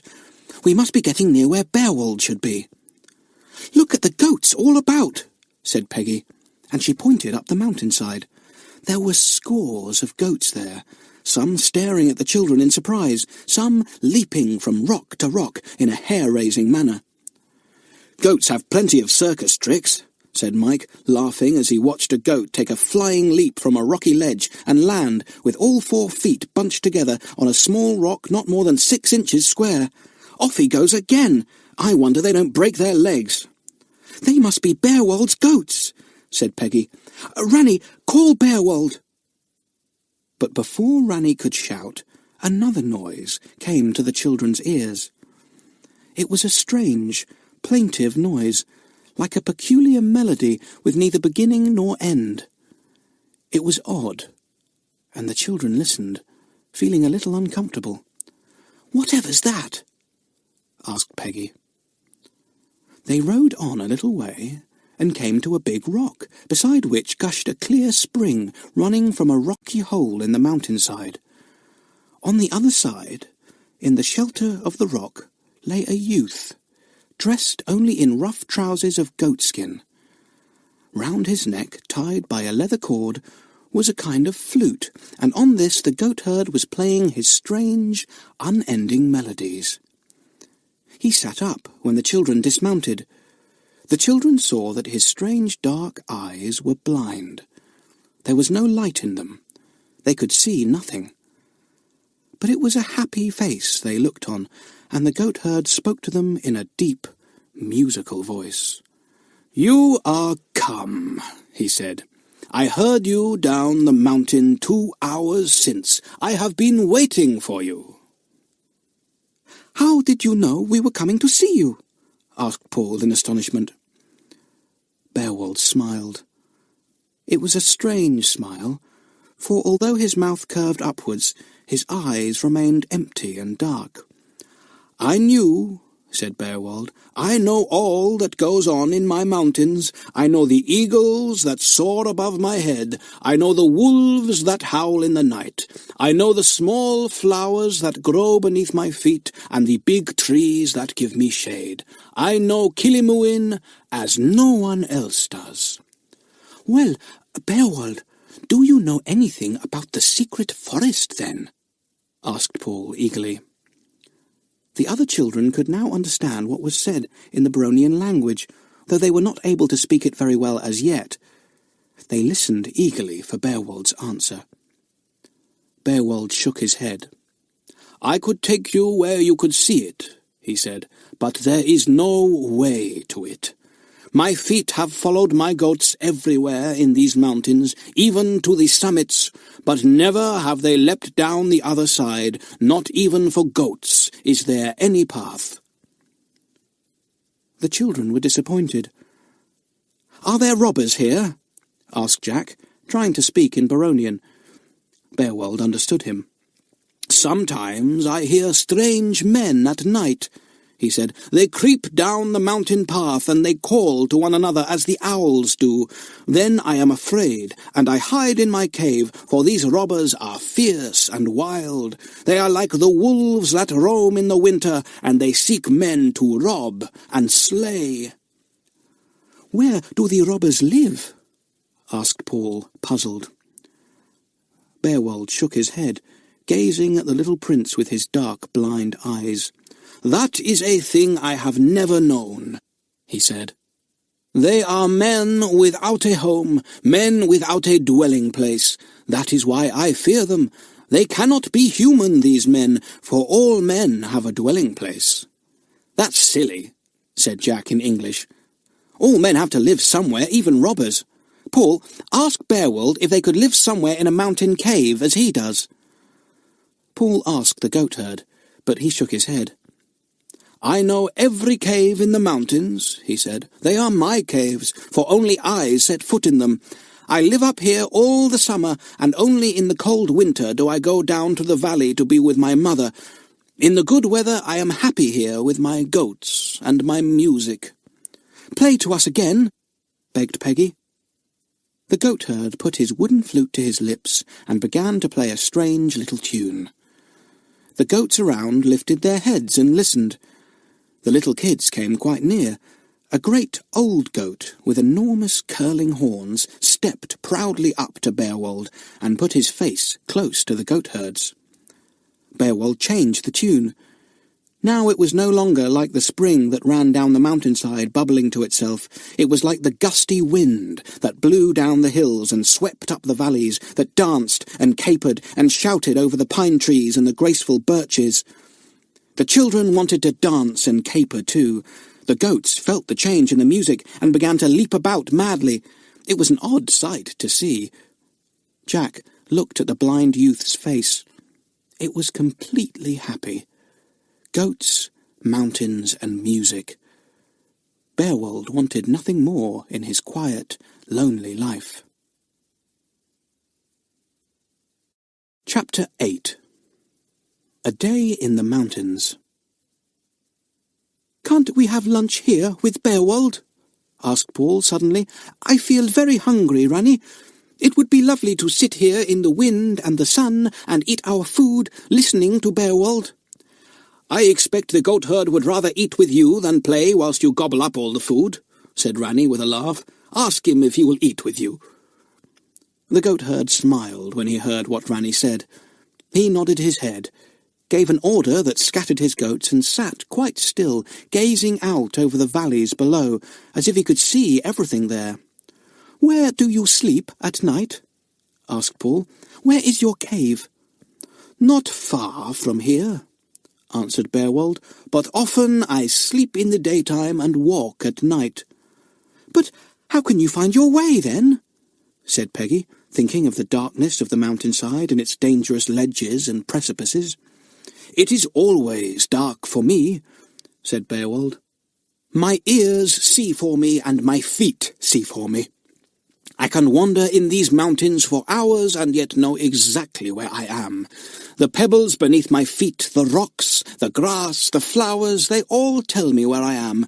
The smell of the pine trees, the scent of the wild thyme that grows nearby, the feel of the wind, they tell me too. I can go more safely over this steep mountain with my blind eyes than you could go, seeing all there is to be seen." The children listened to the blind goatherd as Rani and Pelescu set out the lunch. There were sandwiches for everyone, and hard, sweet little biscuits to eat with cheese made from goat's milk. Beowulf ate with them, his face happy and contented.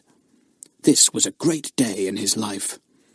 "Beowulf, take us up to where we can see the secret forest," begged Paul. "Is it very far?" "It will be 2 hours before we get there," said the goatherd. He pointed with his hand, and it seemed to the children as if he must surely see, if he knew where to point. "The way lies up there. It is steep and dangerous, but your ponies will take you safely." The children felt thrilled at the idea of seeing the secret forest from the summit of the mountain. They were very high up now, though the summit still seemed miles away. The air was cold and clear, and when the wind blew, the children wrapped their fur-lined cloaks around them. They could not imagine how Beowulf could wear nothing but trousers. When they had eaten all they could, they stood up. Rani fetched the little ponies who had been nibbling at the short grass growing where the mountainside was least rocky. The children sprang into the saddles, and the ponies jerked their heads joyfully. Now they thought they were going back home, but they were mistaken. Beowulf led the way up a steep, rocky track that even the goats might find difficult to tread. "I can't think how Beowulf knows the way," called Peggy to Nora. "There isn't a sign of any path so far as I can see." "It's probably one that only the goats know," said Rani. "See, that old goat with the great curling horns is before us. It almost looks as if he is leading the way." "Ah, my old one knows when I need him," said the goatherd, and he put his flute to his mouth. He played a few merry little notes, and the big goat came leaping lightly down to him. "Stay by me, old one," said Beowulf. The goat understood.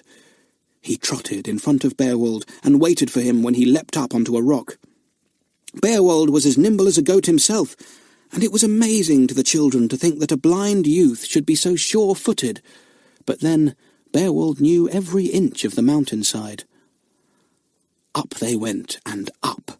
Sometimes the way was so steep that the ponies almost fell as they scrambled along and sent crowds of stones rumbling down the mountainside. Rani and Pelescu began to be doubtful about going farther. Rani reined in his fat little pony. "Beowulf, is the way much steeper?" he asked. "This is dangerous for the children." "Rani, it isn't," cried Paul indignantly. "I won't go back without seeing over the top. I won't."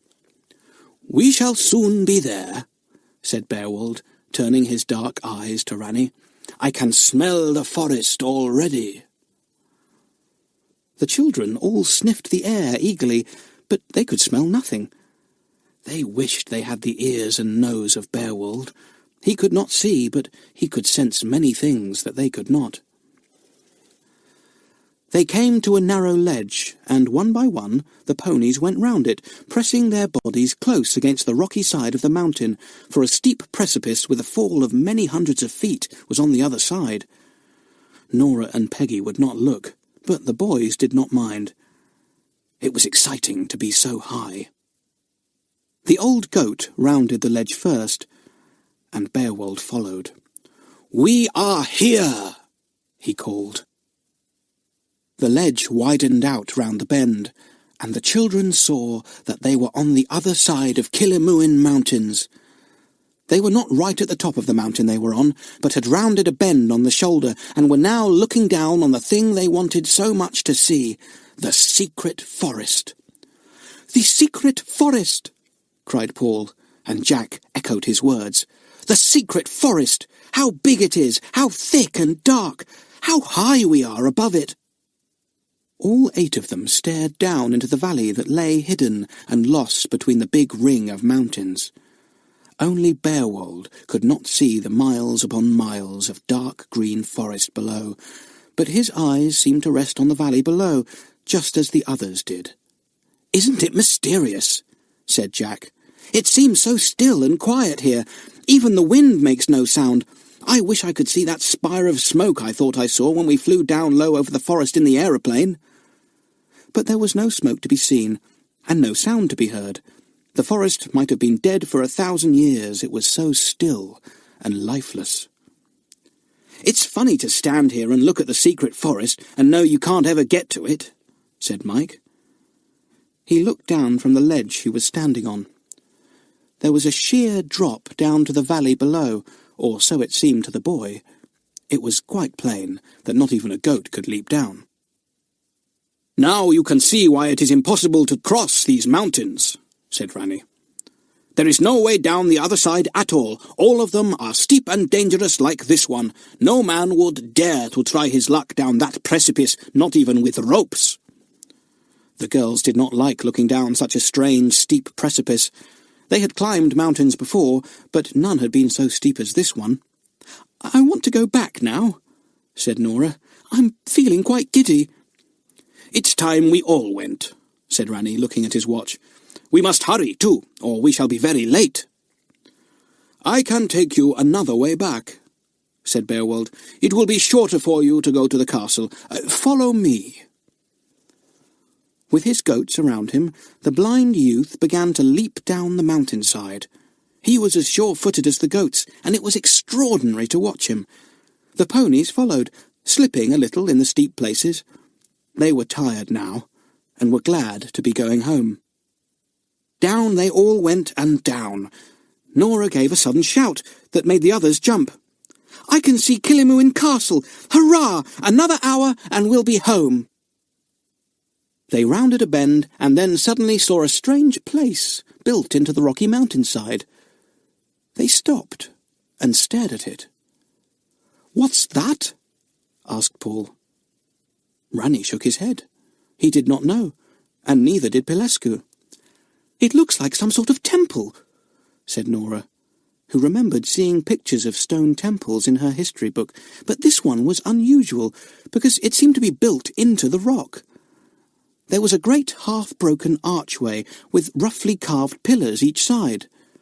"Beowulf, do you know what this place is?" asked Jack. The goatherd came back and stood beside Jack's pony. "It is old, very old," he said. "It is a bad place. I think bad men once lived here and were turned into stone for their wickedness. They are still there, for I have felt them with my hands." "What in the world does he mean?" said Peggy, quite frightened. "Stone men! He's making it up!" "Let's go and see," said Jack, who was very seldom afraid of anything. "No, thank you," said the girls at once. But the boys badly wanted to see inside the strange, ruined old place. Beowulf would not go with them. He stayed with the 2 girls.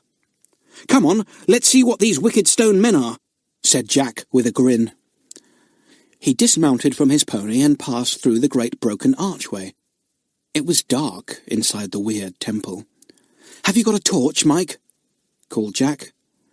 Mike usually had a torch, a knife, string, and everything anyone could possibly want somewhere about his person. Mike felt about and produced a torch. He flashed it on, and the boys jumped in fright. Even Ranni and Pilescu jumped, for there, at the back of the temple-like cave, was a big stone man, seated on a low, flat rock. "Oh!" said Paul, and found Ranni's hand at once. "It's an old statue," said Jack, laughing at himself, and feeling ashamed of his sudden fright. "Look, there are more, very broken and old. Aren't they odd? However did they get here?" "Long, long ago the Baronians believed in strange gods," said Ranni. "These are probably stone images of them. This must be an ancient temple forgotten and lost, known only to Beowulf." "That sitting statue is the only one not broken," said Jack. "It's got a great crack down the middle of its body, though, look. I guess one day it will fall in half. What a horrid face the stone man has got, sort of sneering." "They are very rough statues," said Pilescu, running his hand over them. "I have seen the same kind in other places in Baronia. Always they were in mountainside temples like this." "Let's go home," called Nora, who was beginning to be very tired. "What sort of stone men have you found? Come and tell us." "Only statues, cowardy custard," said Jack, coming out of the ruined temple. "You might just as well have seen them. Gee up there, off we go." Off they went again, on the downward path toward Killimoon Castle, which could be seen very plainly now in the distance. In a short while, Beowulf said goodbye and disappeared into the bushes that grew just there. His goats followed him. The children could hear him playing on his flute, a strange melody that went on and on like a brook bubbling down a hill. "I like Beowulf," said Nora. "I'd like him for a friend. I wish he wasn't blind. I think it's marvellous the way he finds the path and never falls." The ponies trotted on, and at last came to the path that led straight down and round to the castle steps. Ranni took them to stable them, and Pilescu took the 5 tired children up the steps and into the castle. They ate an enormous late tea, and then yawned so long and loud that Pilescu ordered them to bed. "What, without supper?" said Paul. "Your tea must be your supper," said Pilescu. "You are all nearly asleep. The strong mountain air is enough to send a grown man to sleep. Go to bed, now, and wake refreshed in the morning." The children went up to bed. "I'm glad we managed to see the secret forest," said Jack, "and that funny temple with those old stone statues. I'd like to see them again." He did, and had a surprise that was most unexpected. Chapter 9. Robbers. A few days went by, days of wandering in the lower slopes of the mountain, looking for wild raspberries and watching the swift, shy little animals that lived on the mountain. Yarman and Tuku told the children more tales, and nodded their heads when Jack told them of the ruined temple and the strange statues. "Ah, yes, it is very old. People do not go near it now because it is said that the statues come alive and walk at night." The children screamed with laughter at this. They thought some of the old superstitions were very funny. It seemed as if Yarman really believed in fairies and brownies, for always when she made butter she put down a saucer of yellow cream by the kitchen door. "It is for the brownie who lives in my kitchen," she would say. "But, Yarman, your big black cat drinks the cream, not the brownie," Nora would say. But Yarman would shake her grey head and refuse to believe it. Yarman used to go to buy what was needed at the village near the foot of the mountain each week. She had a donkey of her own, and Tuku had 2 of these sturdy little creatures. Tuku used sometimes to go with Yarman, and the 3rd donkey would trot along behind them, with big baskets slung each side of his plump body to bring back the many things Yarman bought for the household. One day, Yarman and Tuku started out with the 3rd donkey behind them as usual. They set off down the track, and the children shouted goodbye. "We shall be back in time to give you a good tea," called Yarman. "You shall have new-baked rusks with honey." But when tea-time came, there was no Yarman, no Tuku. Ranni and Pilescu looked out of the great doorway of the castle, puzzled. The 2 should be in sight, at least. It was possible to see down the track for a good way. "I hope they haven't had an accident," said Nora. An hour went by, and another.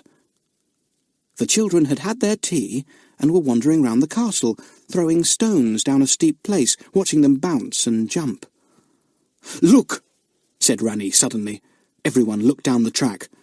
One lone donkey was coming slowly along, with someone on his back, and another person stumbling beside him. Ranni ran to get a pony and was soon galloping along the track to find out what had happened. The children waited anxiously. They were fond of Tuku and Yarman. As soon as the 3 climbed the steps of the castle, the children surrounded them. "What's the matter, Yarman? Where are the other donkeys, Tuku? What have you done to your arm?" "Aye, aye," wept Yarman. "The robbers came and took our goods and our donkeys. Tuku tried to stop them, but they broke his arm for him. Ay, what bad luck we have had this day. All the goods gone and the 2 fine little donkeys." "They took all 3, said Tuku. "But this one, my own good creature, must have escaped, for we heard him trotting after us as we hastened back home on foot." "What were the robbers like?" asked Jack. "Strange enough," answered Yarman. "Small and wiry, with strips of wolfskin around their middles. Each had a wolf's tail dyed red hanging behind him. Aye, they were strange enough and fierce enough." "We heard tales in the town," said Tuku to Rani and Pelescu. "Many travellers have been robbed. These robbers take goods, but not money. They come down from the mountains like goats, and they go back, no man knows where." "Have the villagers searched for their hiding place?" asked Rani. "Have they hunted all about the mountainsides?" "Everywhere," said Yarman. "Yes, not a place, not a cave has been forgotten, but nowhere is there a sign of the fierce robbers with their red wolves' tails." "Poor Yarman," said Nora. The frightened woman was sitting in a chair, trembling. Pelescu bound up Tuku's arm. It was not broken, but badly gashed. The children felt very sorry. Paul's mother soon heard of the disturbance, and she was angry and upset. "To think that such things should happen in Baronia," she cried. "I will send word to the king, and he shall send soldiers to search the mountainside." "The mountain folk themselves have already done that," said Rani. "If they have found nothing, the soldiers will find even less. It is a mystery where these men come from." "Perhaps they come from the secret forest," said Jack. The others laughed at him. "Idiot! Come from a place where nobody can go to," said Mike. "You children will not stir from this place without Rani or Pelescu," said Paul's mother. "Madam, they have already promised not to," said Rani. "Do not be anxious. They are safe with us. We have always our revolvers with us." "I wish we hadn't come here now," said the Queen, looking really worried. "I wonder if we ought to go back, but I hear it is hotter than ever in the big palace." The children had no wish to return when they heard that. "We shall be quite safe here," said Paul. "The robbers will not dare to come anywhere near this castle, Mother." "Silly child," said his mother. "Now that they know we are here, and that travellers will go to and fro, they will be all the more on the watch. They will haunt the road from here to the high road, and from here to the next village. I must get some more servants from the big palace. We must only go about in small companies, not alone." This was all very exciting.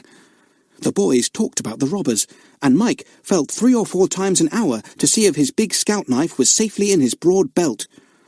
Paul thought of all the terrifying things he would do to the robbers if he caught them. Mike thought it would be marvellous to shut them all up in a cave somewhere.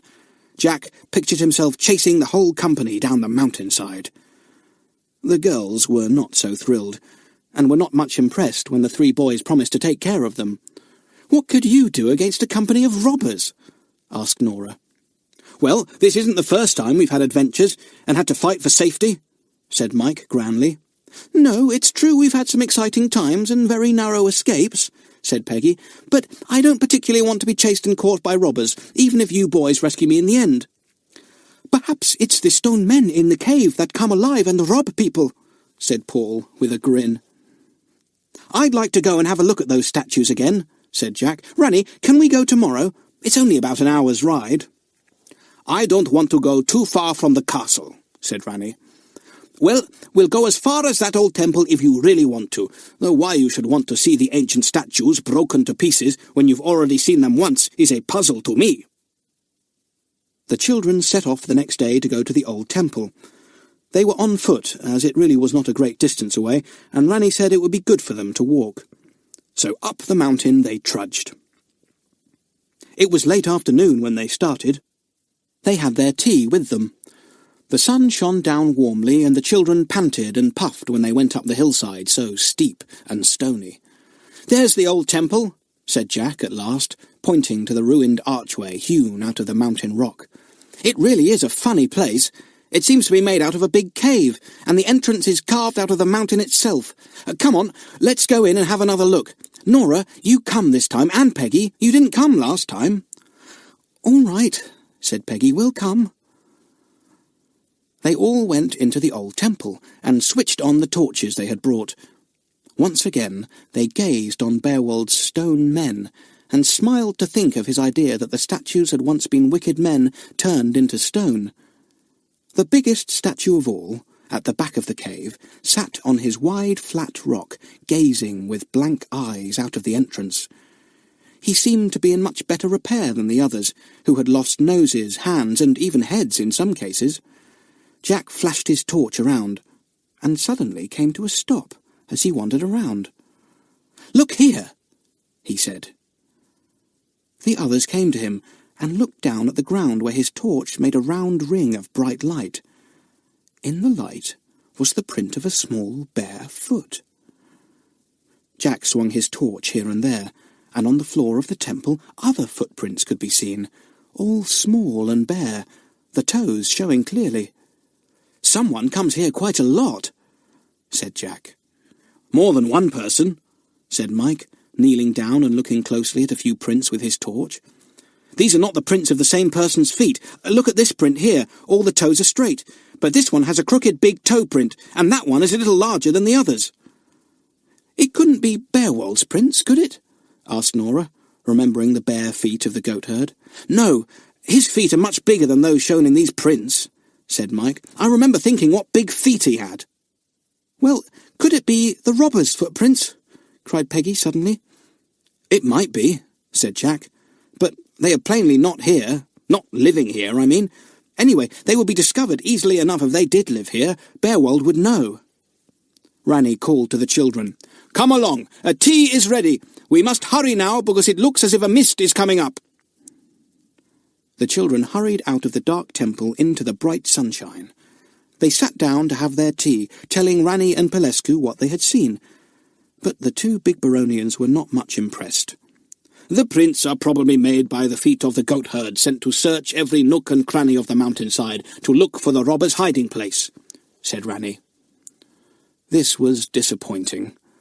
The children had quite made up their minds that they must belong to the robbers. Mike pointed down the hillside. "Look at the clouds down there below us," he said. "They seem to be creeping up towards us." "They are," said Pelescu, beginning to gather up the tea things. "Come along. I don't want to get lost in a mountain mist." They all set off down the mountainside. Jack suddenly spied some juicy wild raspberries, and slipped off the path to get them. Before he had eaten more than a dozen, he found himself surrounded by a thick grey mist. "Blow!" said Jack, making his way back to the path. "I can't even see the others now. Well, I know the path, that's one thing." He shouted, but could hear no answer.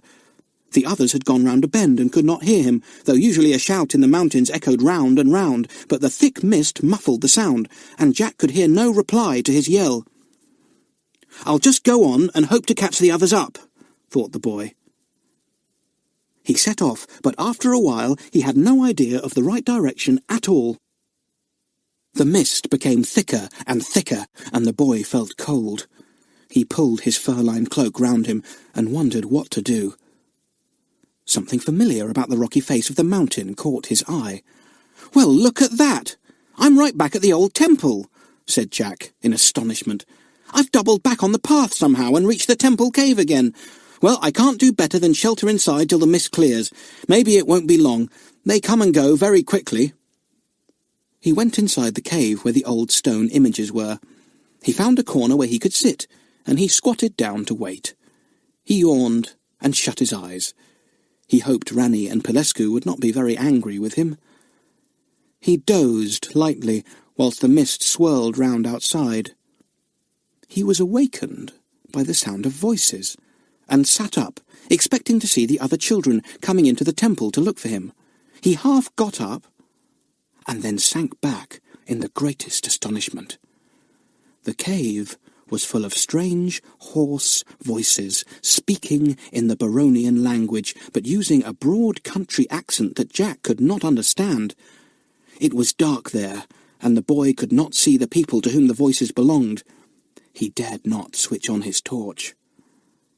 Then one of the men went to the entrance of the cave and looked out, calling back that the mist was still there, but was clearing rapidly. Jack looked at him in amazement. He was small and wiry, and wore no clothes at all except for a strip of skin round his middle. The boy crouched back in his corner, suddenly scared. The mist thinned outside the cave, and the man at the entrance was joined by the others. They went out, and Jack saw that each man had a wolf's tail behind him dyed red. They were the robbers. There were many of them. Where had they come from? They had not been in the cave when the boy fell asleep, and if they had entered, he would have heard them. Where had they come from? There must be some secret entrance in the temple itself. But where could it be? Chapter 10. The Amazing Statue. The cave was now empty. Jack got up cautiously and crept to the entrance. The mist was almost gone. Not a sign of the strange men was to be seen. They must have gone off to rob someone again, thought the boy. I'll take a good look round the cave now I'm here and find out where those men came from. There must be some hidden entrance at the back. Possibly there's a big cave farther in where they live. This is awfully exciting. But before he could put on his torch and look round, he heard the sound of shouts outside. Jack! Jack, where are you? It was Ranni's voice. Jack ran out of the old temple cave. Ranni was some way down the mountain path. The boy shouted loudly, Ranni, I'm here, quite safe. I got lost in the mist. Come along quickly before the mist comes again, ordered Ranni. But, Ranni, wait! I've made a discovery, yelled Jack. Come along at once, shouted Ranni sternly. Look at the mist coming up. It will be thicker this time. Come now, Jack. There was nothing for it but to go to Ranni. Jack leapt down the path, and as soon as he reached the big Baronian, he began to tell him what he had seen. But Ranni, anxious about the returning mist, paid little heed to the boy's excited chatter and hurried him along as fast as he could go. Jack had no breath left to talk after a while, and fell silent. He could see that Ranni was cross with him. The others had reached the castle safely.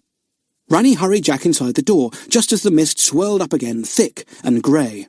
And now, he said sternly, turning to Jack, will you kindly tell me why you left us all? I had to go back and find you, and I might have hunted the mountainside for hours. I am not pleased with you, Jack. I'm sorry, Ranni, said Jack humbly. I just went to pick some raspberries, that's all. Ranni, I saw the robbers. I do not want to talk to you, said Ranni. You have displeased me. He went to his own room, leaving Jack behind. Jack stared after the Baronian, rather hurt, and feeling decidedly small. He went to find the others. Jack, what happened to you? Cried Nora, rushing to him. We lost you, and Ranni went back. I've some news, said Jack, and his eyes gleamed. Strange news, too. What? Cried everyone. I wandered about a bit when the mist overtook me, said Jack. And suddenly I found I was back at the old temple, so I went in out of the mist and sat down to wait till it cleared. I dozed off a bit, and suddenly I awoke and found the cave becoming full of voices. I heard more and more of them, and then a man went to the entrance of the cave and looked out, and it was one of the robbers. Jack, not really, cried Peggy. Yes, really, said Jack. When the mist cleared a bit, they all went out of the entrance, and I saw the wolves' tails they had, dyed red. They did look extraordinary. Did they come into the cave to shelter, then? Asked Mike. No, that's the funny part, said Jack. They didn't. I feel absolutely certain that they came into the cave by some secret way, perhaps at the back of the temple. I believe there must be a big cave further in where they live. So those footprints we saw must be theirs after all, said Paul. Oh, Jack, this is awfully exciting, isn't it? What did Ranni say when you told him? He wouldn't listen, said Jack. He was angry with me. Well, he'll be soon all right again, said Paul cheerfully. Ranni's temper never lasts long, I know that. Paul was right. Ranny forgot his anger in a very short time, and when he came into the children's room he was his usual smiling self. The boys went to him at once. "Ranny, we know where the robbers hide." "Ranny, do listen, please. Jack saw the robbers." This time Ranny did listen, and what he heard made him call Pelescu at once. The two men were eager to hear every word that Jack had to tell. "It looks as if we shall be able to round up the robbers quickly now," said Ranny. "Good. You must be right, Jack. There is probably a secret entrance somewhere in the cave, leading from a big cave farther in." "We must make a search as quickly as possible," said Pelescu. "Ranny, the moon is full tonight. You and I will take our most powerful torches and will examine that temple from top to bottom tonight." "Oh, Pelescu, let me come too," begged Jack. "And me," cried Mike and Paul together. Pelescu shook his big head. "No, there may be danger. You must stay safely here in the castle." Jack was angry. "Pelescu, it was my discovery. Don't be mean. You must take me with you, please." "You will not come," said Pelescu firmly. "We are responsible for your safety in Baronia, and you will not be allowed to run into any danger. Ranny and I will go tonight, and tomorrow you shall hear what we have found." The two men went out of the room, talking together. Jack stared after them fiercely. The boy was almost in tears. "It's too bad," he said. "It was my discovery, and they're going to leave me out of it. I didn't think Ranny and Pelescu would be so mean." The boy was hurt and angry. The others tried to comfort him. Jack sat and brooded for a little while, and then he suddenly made up his mind. "I shall go too," he said to the others in a low tone. "I shall follow them and see what they find. I won't miss this excitement." "But you promised not to go out alone," said Mike at once. All the children thought the world of their promises and never broke one. "Well, I shan't be alone. I shall be with Ranny and Pelescu, and they won't know it," grinned Jack, quite good-tempered again, now that he had thought of a way to join in the adventure. For adventure it had become, there wasn't a doubt of that. The others laughed. It was quite true. Jack would certainly not be alone. So, that night, after they had gone to bed, Jack kept his ears pricked to listen to any sounds of Ranny and Pelescu leaving. The moon swam up into the sky, and the mountainside was as light as day. The boy suddenly heard the low voices of the two Baronians, and he knew they were going down the passage to make their way to the great front door. He had not undressed, so he was ready to follow them. After them he went, as quietly as a cat. The others whispered to him, "Good luck! Don't let Ranny see you, or you'll get a ticking off. Look after yourself, Jack." The big front door opened and shut quietly. Jack waited for a moment, opened it, and crept after the two men. He had to be careful to keep well in the black shadows, for it was easy to see anyone in the moonlight. Up the mountain track behind the castle went Ranny and Pelescu. They did not speak, and they made as little noise as they could. They kept a sharp lookout for any sign of the robbers, but there was none. Word had come to the castle that evening that a company of local people returning from the market had been set upon and robbed that afternoon, and the two Baronians had no doubt that the robbers were the men that Jack had seen in the cave.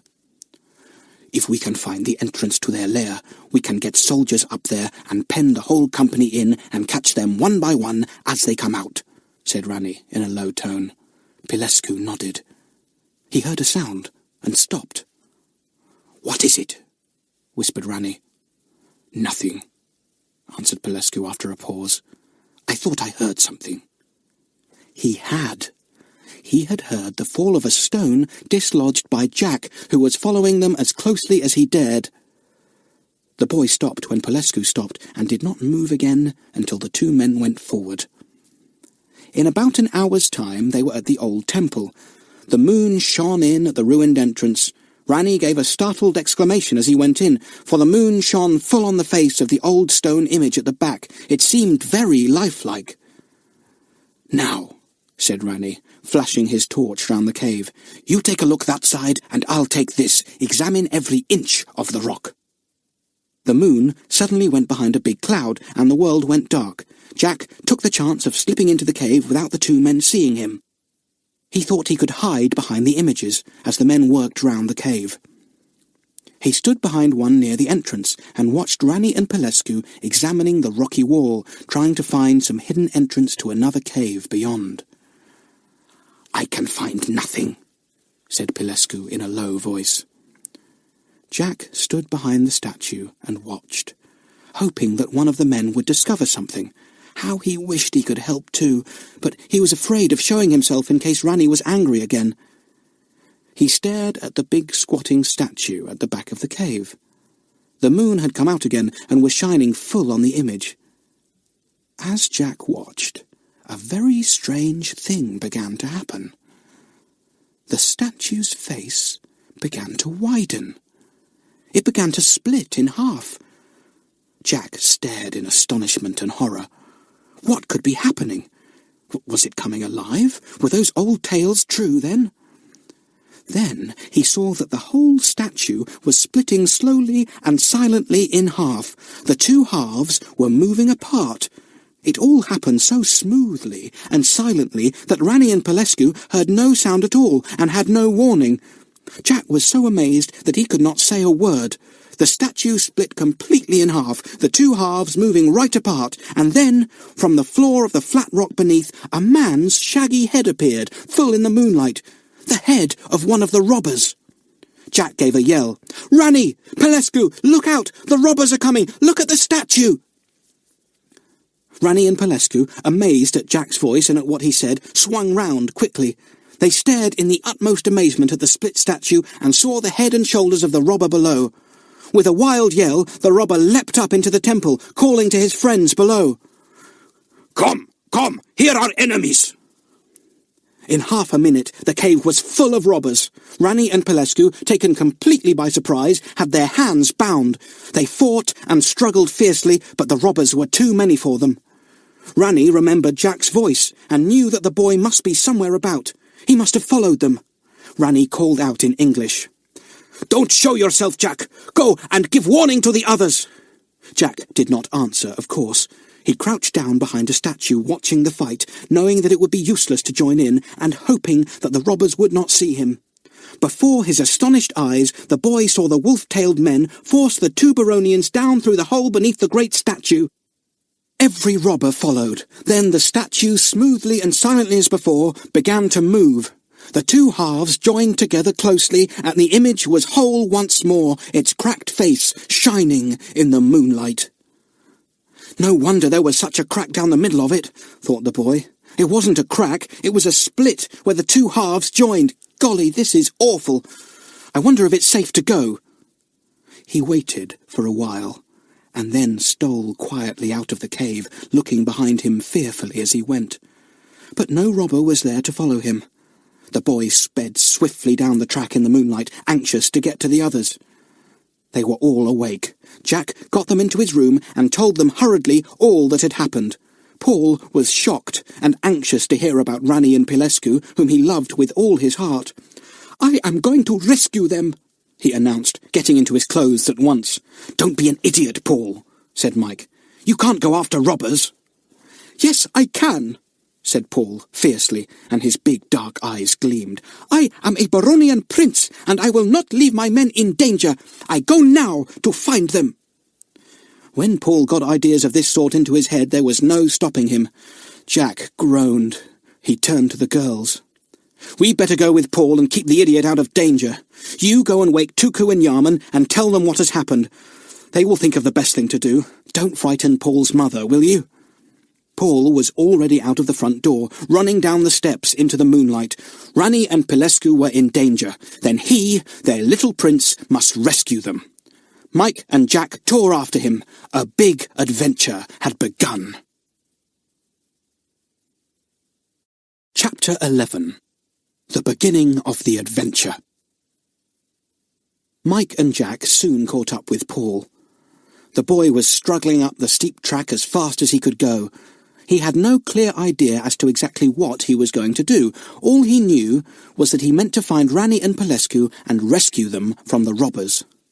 "Paul, you're going the wrong way," panted Jack as he came up to Paul. You really are an idiot. You'd be lost in the mountains if we hadn't come after you. Look, you go this way, not the one you're taking." Paul was glad to have the others with him. He pulled his fur-lined cloak about him, for he was cold. The others were wearing theirs, too. They climbed steadily up the mountainside, the moon showing them the way quite clearly. Mike hoped that clouds would not blow up, for it would be impossible to find their way in the dark. He thought of Bearwold, the blind goat-herd. He did not mind the dark. It made no difference to him at all. Up they went, and an hour went by. Paul did not seem to be at all tired, though Jack's legs ached badly, but then he had already been to the temple cave and back once before that night. They came near the cave and trod softly, keeping to the shadows, in case any of the robbers should be about. Suddenly, a figure showed itself from behind a rock. Quick as lightning, Jack pulled the other two down beside him in a big shadow, and the three of them crouched there, their hearts beating painfully. Was it a robber, left on guard? Had he seen them? The moon went behind a small cloud, and the mountainside lay in darkness. Jack strained his eyes and ears to find out if the night wanderer was anywhere near. Then he heard the plaintive notes of the little flute that Bearwold played. It must be the goat-herd, wandering at night as he so often did. "Bearwold," called Jack softly. "Where are you?" The moon sailed out from behind the cloud, and the boys saw the goat-herd seated on a nearby rock, his head turned towards them. "I am here," he said. "I heard you. I knew you were friends. What are you doing up here at night?" Jack came out from his hiding place. He told Bearwold in a few words all that had happened. The goat-herd listened in amazement. "Ah, so that is why I thought the stone men came to life at night," he said. "It was robbers I heard coming forth from the temple, and not the stone men. There must be a deep cave below the floor of the temple. I will come with you to find it." The goat-herd led the way to the cave. The moon went in again behind a cloud, and the boys were glad to be with Bearwold for the last piece of their climb. They could not have found their way otherwise. But darkness did not matter to the blind youth. He found his way as surely as if he were seeing the path in daylight. They came near to the temple, treading very cautiously. Not a sound was to be heard. "We'd better creep into the cave whilst the moon is behind a cloud," whispered Jack. "Paul, ask Bearwold if he thinks any robbers are about now. His ears are so sharp that surely he would know." Paul whispered to Bearwold in the Baronian language. The goat-herd shook his head. "There is no one near," he said. "I have heard nothing at all, and my ears would tell me if a robber was in the cave. I should hear him breathing." The boys crept silently into the dark cave. When they were in, the moon shone out and lighted up the strange stone face of the big statue at the back. It seemed to look sneeringly at the three boys. Jack went up to the image and ran his fingers down the crack that he had seen widen into a split when the statue divided into halves. He wondered how he could find out the working of the strange image. There must be some way of opening it, both from above and below. What was it? He must find it, or he would not be able to find the place where the robbers had taken Rani and Pelescu. But no matter how he felt and pushed and pulled, the crack remained a crack and did not widen into a split. The other two boys tried as well, but they had no more success than Jack. They looked at one another in despair.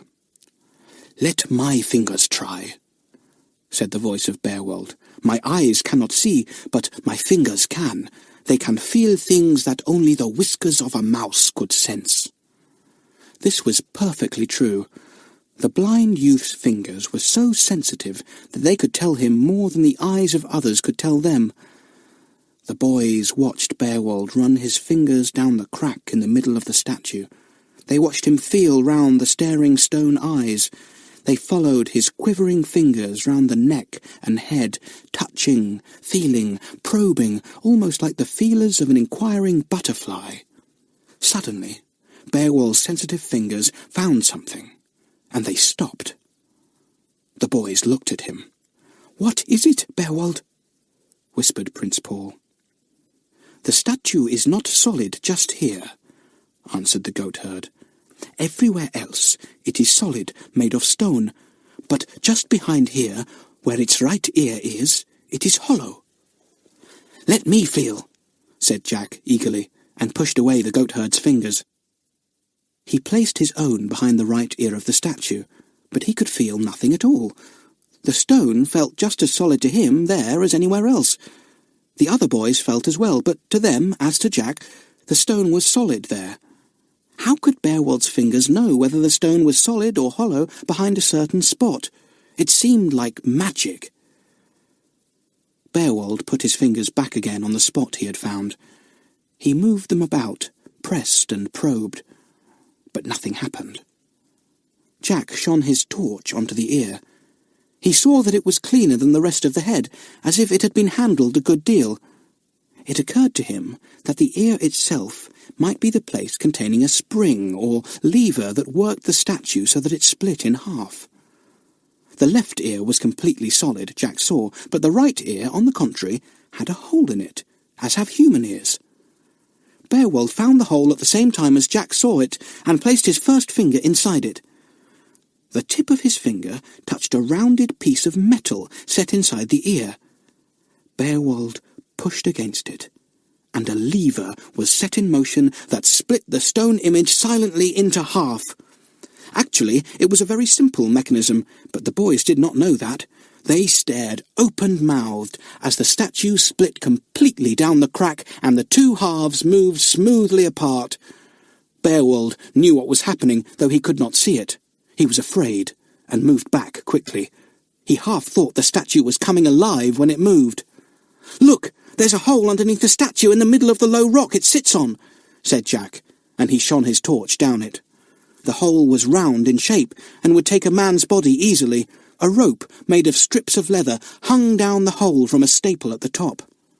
"That's the entrance to the robber's lair," said Jack in a low voice. "No doubt about that. I bet their cave is below this one, in the mountain itself." "I'm going to see," said the little prince, who seemed that night to be more than a small boy. He was a prince. He was growing up to be a king. He was Lord of Baronia. He was going to take command and give orders. Jack pulled him back as he was about to go down into the dark hole. "Wait, we might all fall into a trap. Don't do anything silly. We shan't help Rani and Pelescu by being foolish." "I will go to rouse the local people and to bring help," said Beowulf. "I would like to come with you, but I am no good in a strange place. My feet, my ears, and my hands only help me when I am on my mountainside. In a strange place, I am lost." "We will go down the hole and find out what we can," said Jack. "You get the others and follow us as soon as you are able to. The girls will have told Tuku and Yarman by now, and maybe they will be on their way here with one or two of the servants.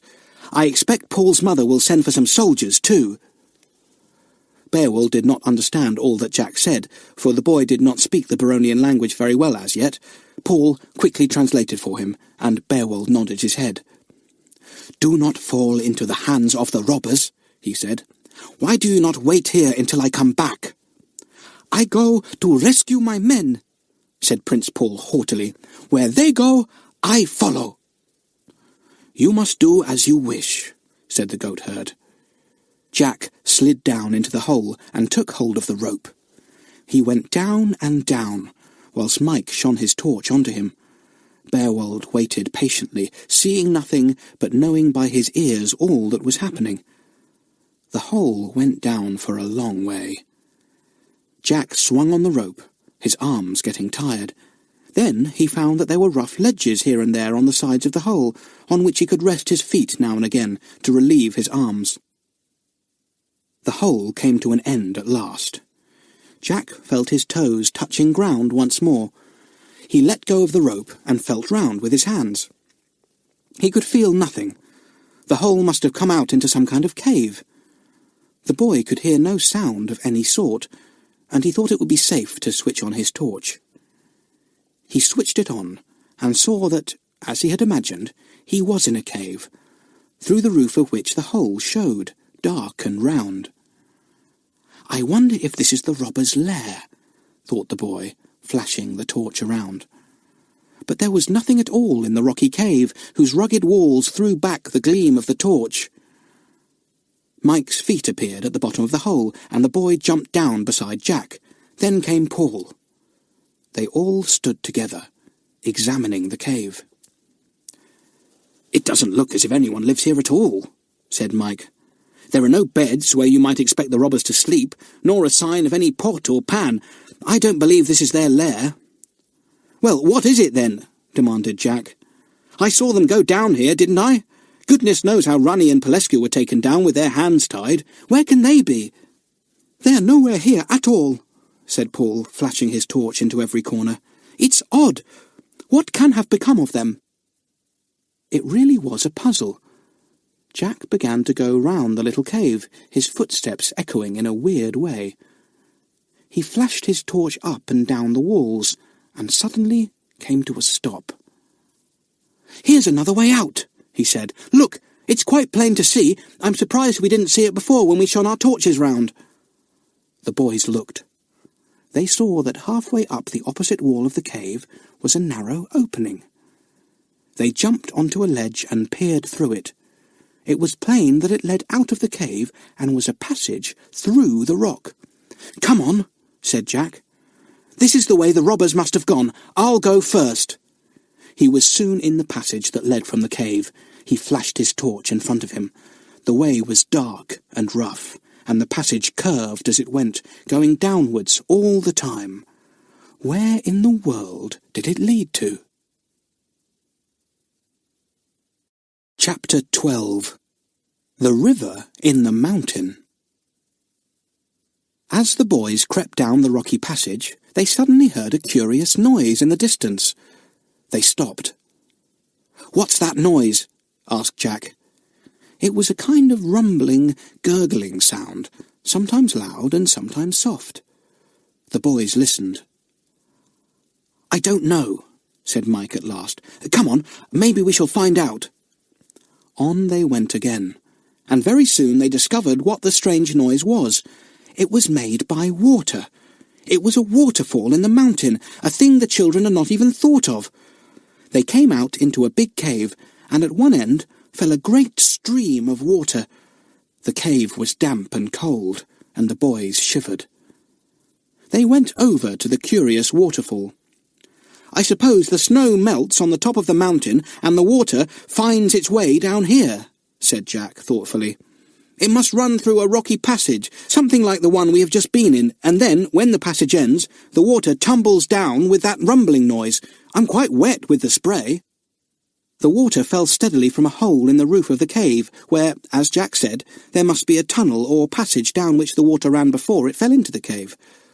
"Where does the water go to, I wonder?" said Mike. "It rushes off into that tunnel, look, and becomes a kind of river going through the mountain.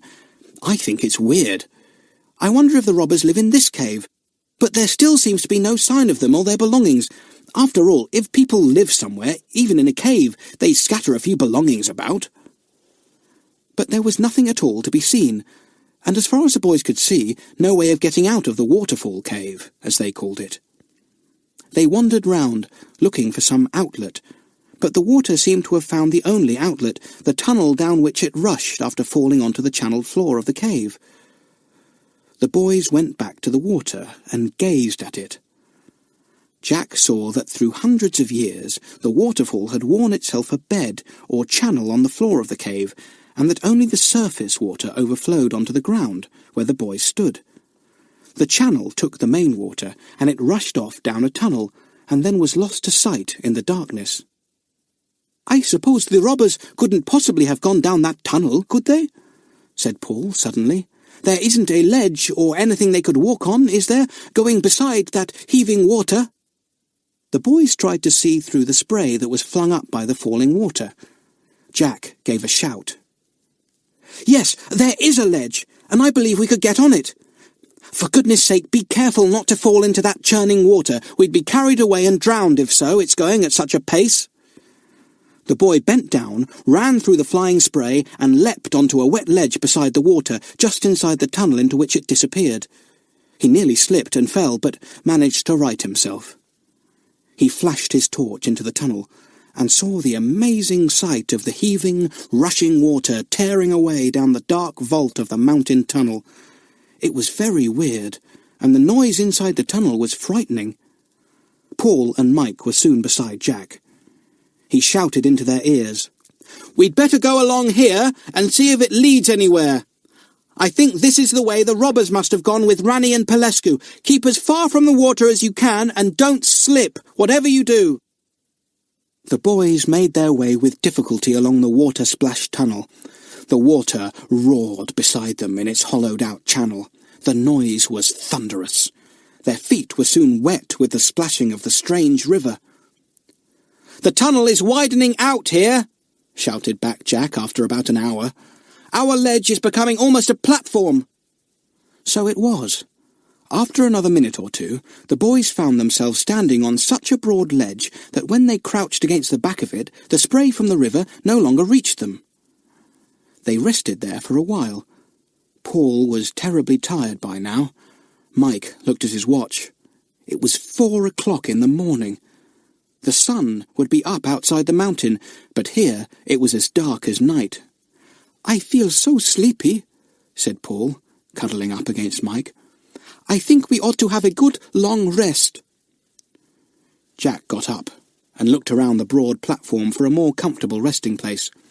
He gave a shout that quickly brought the others to him. "Look," said Jack, shining his torch onto a recess in the wall of the tunnel at the back of the platform.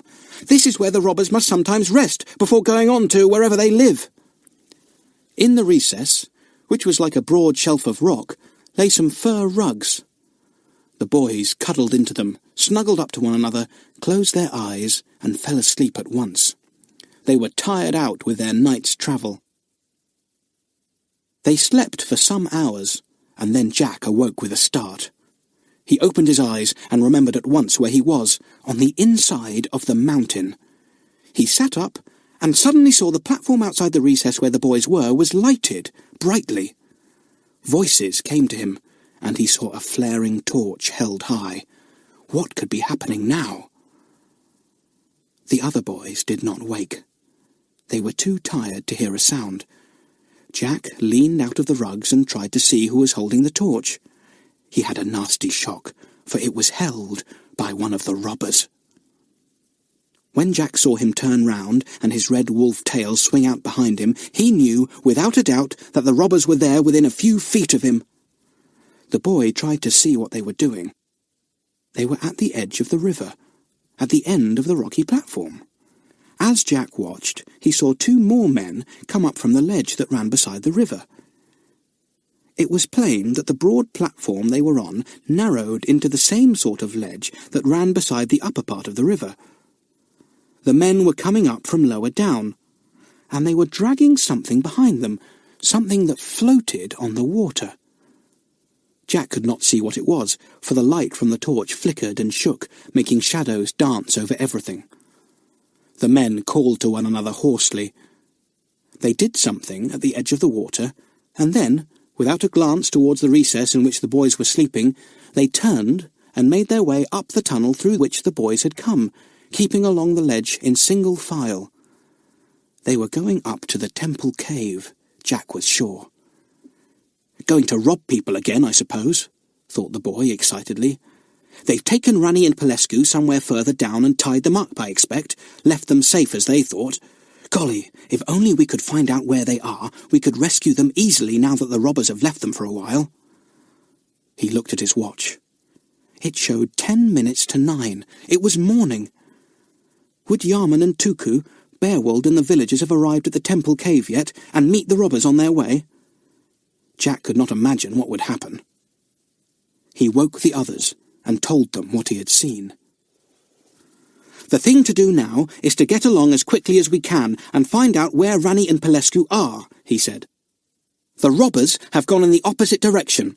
Come on, I saw where they came from. It's plain they follow the river." The boys shook off the warm rugs.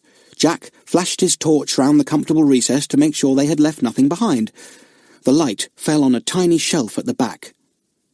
In it was something wrapped in a cloth. Jack unwrapped it in curiosity. Inside was a big Baronian loaf, crusty and stale. "We'd better soak it in water and eat some," said Jack, pleased. "I'm hungry enough to enjoy bread and water, even if you two aren't.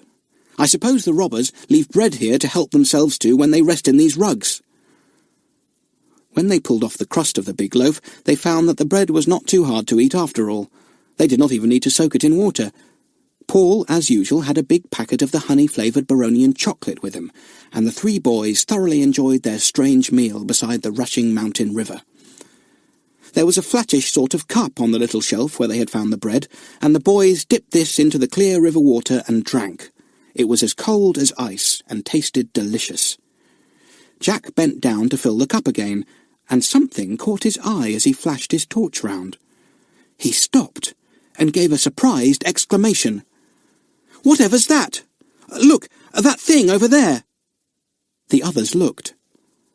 Tied by a leather thong to a jutting rock was what looked like a hollowed-out raft. It was broad and flat, with a hollow in the middle. The sides were strengthened with strip upon strip of leather, bound tightly over the edges. "It's a raft boat, or boat raft, whatever you like to call it," said Mike, surprised. "I've never seen anything like it before. Isn't it odd? What's it for?" "To go down the river, I imagine," said Jack joyfully. "My word, we shall soon get along if we use that raft." "But how did the men get here on it?" said Paul, puzzled. "They couldn't float against the current, and it's very strong here." "They probably crept up on the narrow rocky ledge that seems to run beside the river all the way," said Jack. "But behind them, each time they come, they must drag a raft like this, which they use to get themselves back quickly. I say, this is getting awfully exciting. We can take the raft for ourselves, and that will mean that we leave the robbers I saw just now far behind us, for they will have to walk along the ledge as we did, instead of using their boat. Hey, come along, let's try it." "I shouldn't be surprised if it takes us right to the place where Rani and Pilescu are prisoners," said Paul. "Undo that leather thong, Mike, and let's get into the funny boat." The boys untied the leather strip and got into the hollow centre of the solid raft. It was absolutely unsinkable, made out of wood from a big tree, hollowed out carefully in the middle. The boys soon found out why the edges were bound so thickly and firmly with strips of leather. They let the raft go free on the rushing stream. At once they floated into the dark tunnel from which Jack had seen the robbers come. The raft swung round and round as it went, and bumped hard against the rocky sides of the strange dark tunnel. The leather edges took off the worst jolts, but even so, the boys had to cling tightly to the raft to prevent themselves from being jerked overboard. "This is the most exciting thing we've ever done," shouted Jack above the roar of the water. "Golly, aren't we going fast? I hope we don't come to a waterfall." Down they went on the rushing mountain river, down and down in the darkness. The raft rushed along as fast as a speedboat, and the three boys gasped for breath. Where did the river flow to? Chapter 13. In the Secret Forest. The raft rushed along, swinging and bobbing. Sometimes the water was smoother, and then the raft floated more slowly, but on the whole it rushed along at a terrific pace. Once the roof of the tunnel was so low that the boys had to crouch right down on the raft to prevent their heads being bumped hard against it. "We're going down and down," said Jack. "The river must be running right through the mountain in a downward direction, and I suppose we'll come out at the other side." "The other side? Do you mean where the secret forest is?" cried Mike. Jack nodded his head, and his eyes gleamed eagerly in the light of Mike's torch. "Yes! If the river does come out into the open, and I suppose it must at last, we shall be somewhere on the mountainside overlooking the secret forest itself. So, you see, there is a way of getting there, and the robbers know it. I shouldn't be surprised if that really was smoke I saw the day we flew over it in the aeroplane." The boys felt even more excited, if that was possible. They sat on the weird raft boat and thought about their night's adventure. It was stranger than any they had ever had. This mountain river seemed never-ending. How long did it go on and on? After about 2 hours, a startling thing happened. Jack saw a light, bright and golden, far ahead of them. "Look," he said, "what's that?" They floated rapidly nearer and nearer to the gleam, and soon they saw what it was. It was daylight, sunlight, bright and golden. They were soon coming out into the open air. "We'll be able to get off the raft and stretch our legs a bit," said Jack, thankfully, for they were all beginning to feel very cramped indeed. But Jack was wrong. There was no getting off that raft yet. It suddenly shot out into the open air, and the boys blinked their eyes, dazzled by the sudden bright sunshine. When they could see properly, they saw that they were indeed on the other side of the steep Killimoon mountains. Below them, not very far away, was the secret forest. The mountain river, after having flowed for miles through the mountain tunnels, was now flowing down the slopes of the hill, taking the raft with it. It spread out into a wide river, and the raft sailed along in the middle where the current was swift and strong. There appeared to be no dangerous waterfall to navigate. That was very fortunate, Jack thought. "Do you suppose this river goes right down to the secret forest?" said Mike, trying to see where it flowed far ahead of them. He caught glimpses of silver here and there near the forest. It really did look as if the river flowed to it. "I believe it does," said Jack, as the raft floated swiftly down the current. "We are getting nearer and nearer." After some time, the river was very near to the great forest. The boys could see how wide and thick and dark it was. Now it no longer looked merely a great stretch of green. They could see the trees themselves, tall and close set together. The river flowed on and on towards it. The raft reached the outermost fringe of the trees, and the river then disappeared into the forest. The boys were swept along on the raft, and as soon as they entered the forest, the sunshine disappeared, and a dim green light was all they had to see by. "How dark and thick the trees are," said Jack, awed. "The river must go right through this forest." "I wonder where it goes to," said Mike. "Rivers all go to the sea. How can this one get out of this closed-in valley? You would think it would make a big lake, all this water flowing down the mountainside like this with nowhere to escape to." This was a puzzle too. The boys thought about it as the raft swung along beneath the arching trees. Then, quite suddenly, they were in a big, wide pool, like a small lake, completely surrounded by trees. The river flowed through the pool and out at the opposite side. The raft swung to the side of the pool, and Jack gave a cry of surprise. "This is where the robbers live! Look at those strange houses, or whatever you like to call them." The boys saw that round the lakeside were strange, beehive-shaped houses, made of branches of trees and dried mud. From a hole at the top, smoke appeared. Then Jack knew that he had been right when he thought he had seen a spiral of smoke from the aeroplane. The smoke from the beehive houses joined together as it rose into the air and made a straight streak of blue smoke that hung almost motionless, for no wind came into that still valley. No one was to be seen. If there was anyone in the huts, they must be sleeping, Jack thought. Their raft swung silently to the bank, and the 3 boys leapt off at once. They crouched down in the bushes, watching to see if anyone had noticed them, but nobody had. Not a soul appeared from the curious huts. The boys were very hungry indeed, but they dared not go to ask for food. They whispered together, wondering what to do. Behind them was the deep, dark forest. In front was the great pool, out of which flowed the river, disappearing into the depths of the secret forest. "Do you suppose all the robbers have gone up to the temple cave?" whispered Mike. Jack shook his head. "No," he said. "I only saw 5 or 6. Hundreds must live here. Shh! Look, there are some children." The boys saw 4 or 5 children coming from the forest, going towards the huts. They had nothing on at all, except for a strip of skin around their waists. They were dirty, and their bright hair was tangled and long. They wore bright bird feathers behind their ears, and looked real little ruffians. A woman, appeared at the door of one hut, and the children shouted to her. Paul turned to the others. "Did you understand what those children said? They said they had been to see the big men who were prisoners. So Rani and Pilescu must be here somewhere. Shall we try going along that path where the children came from?" "We should get completely lost in the secret forest," said Mike, feeling scared. "There are probably wolves here too. I almost wish we hadn't come. We should have waited and come with the others." "We will go down the forest path," said Paul, suddenly becoming the Prince of Baronia again. "Stay here if you do not wish to follow me. I, myself, will find Rani and Pilescu." There was nothing for it but to follow Paul. He skirted the pool carefully, and then found the narrow path down which the robber children had come. It ran between the thickly growing trees, and was evidently much used. Here and there the trees were curiously marked, as if with an axe. "Perhaps it's the way the robbers have of marking their way through the forest," said Paul. "Yes, sort of signposts," answered Jack, who had thought the same thing.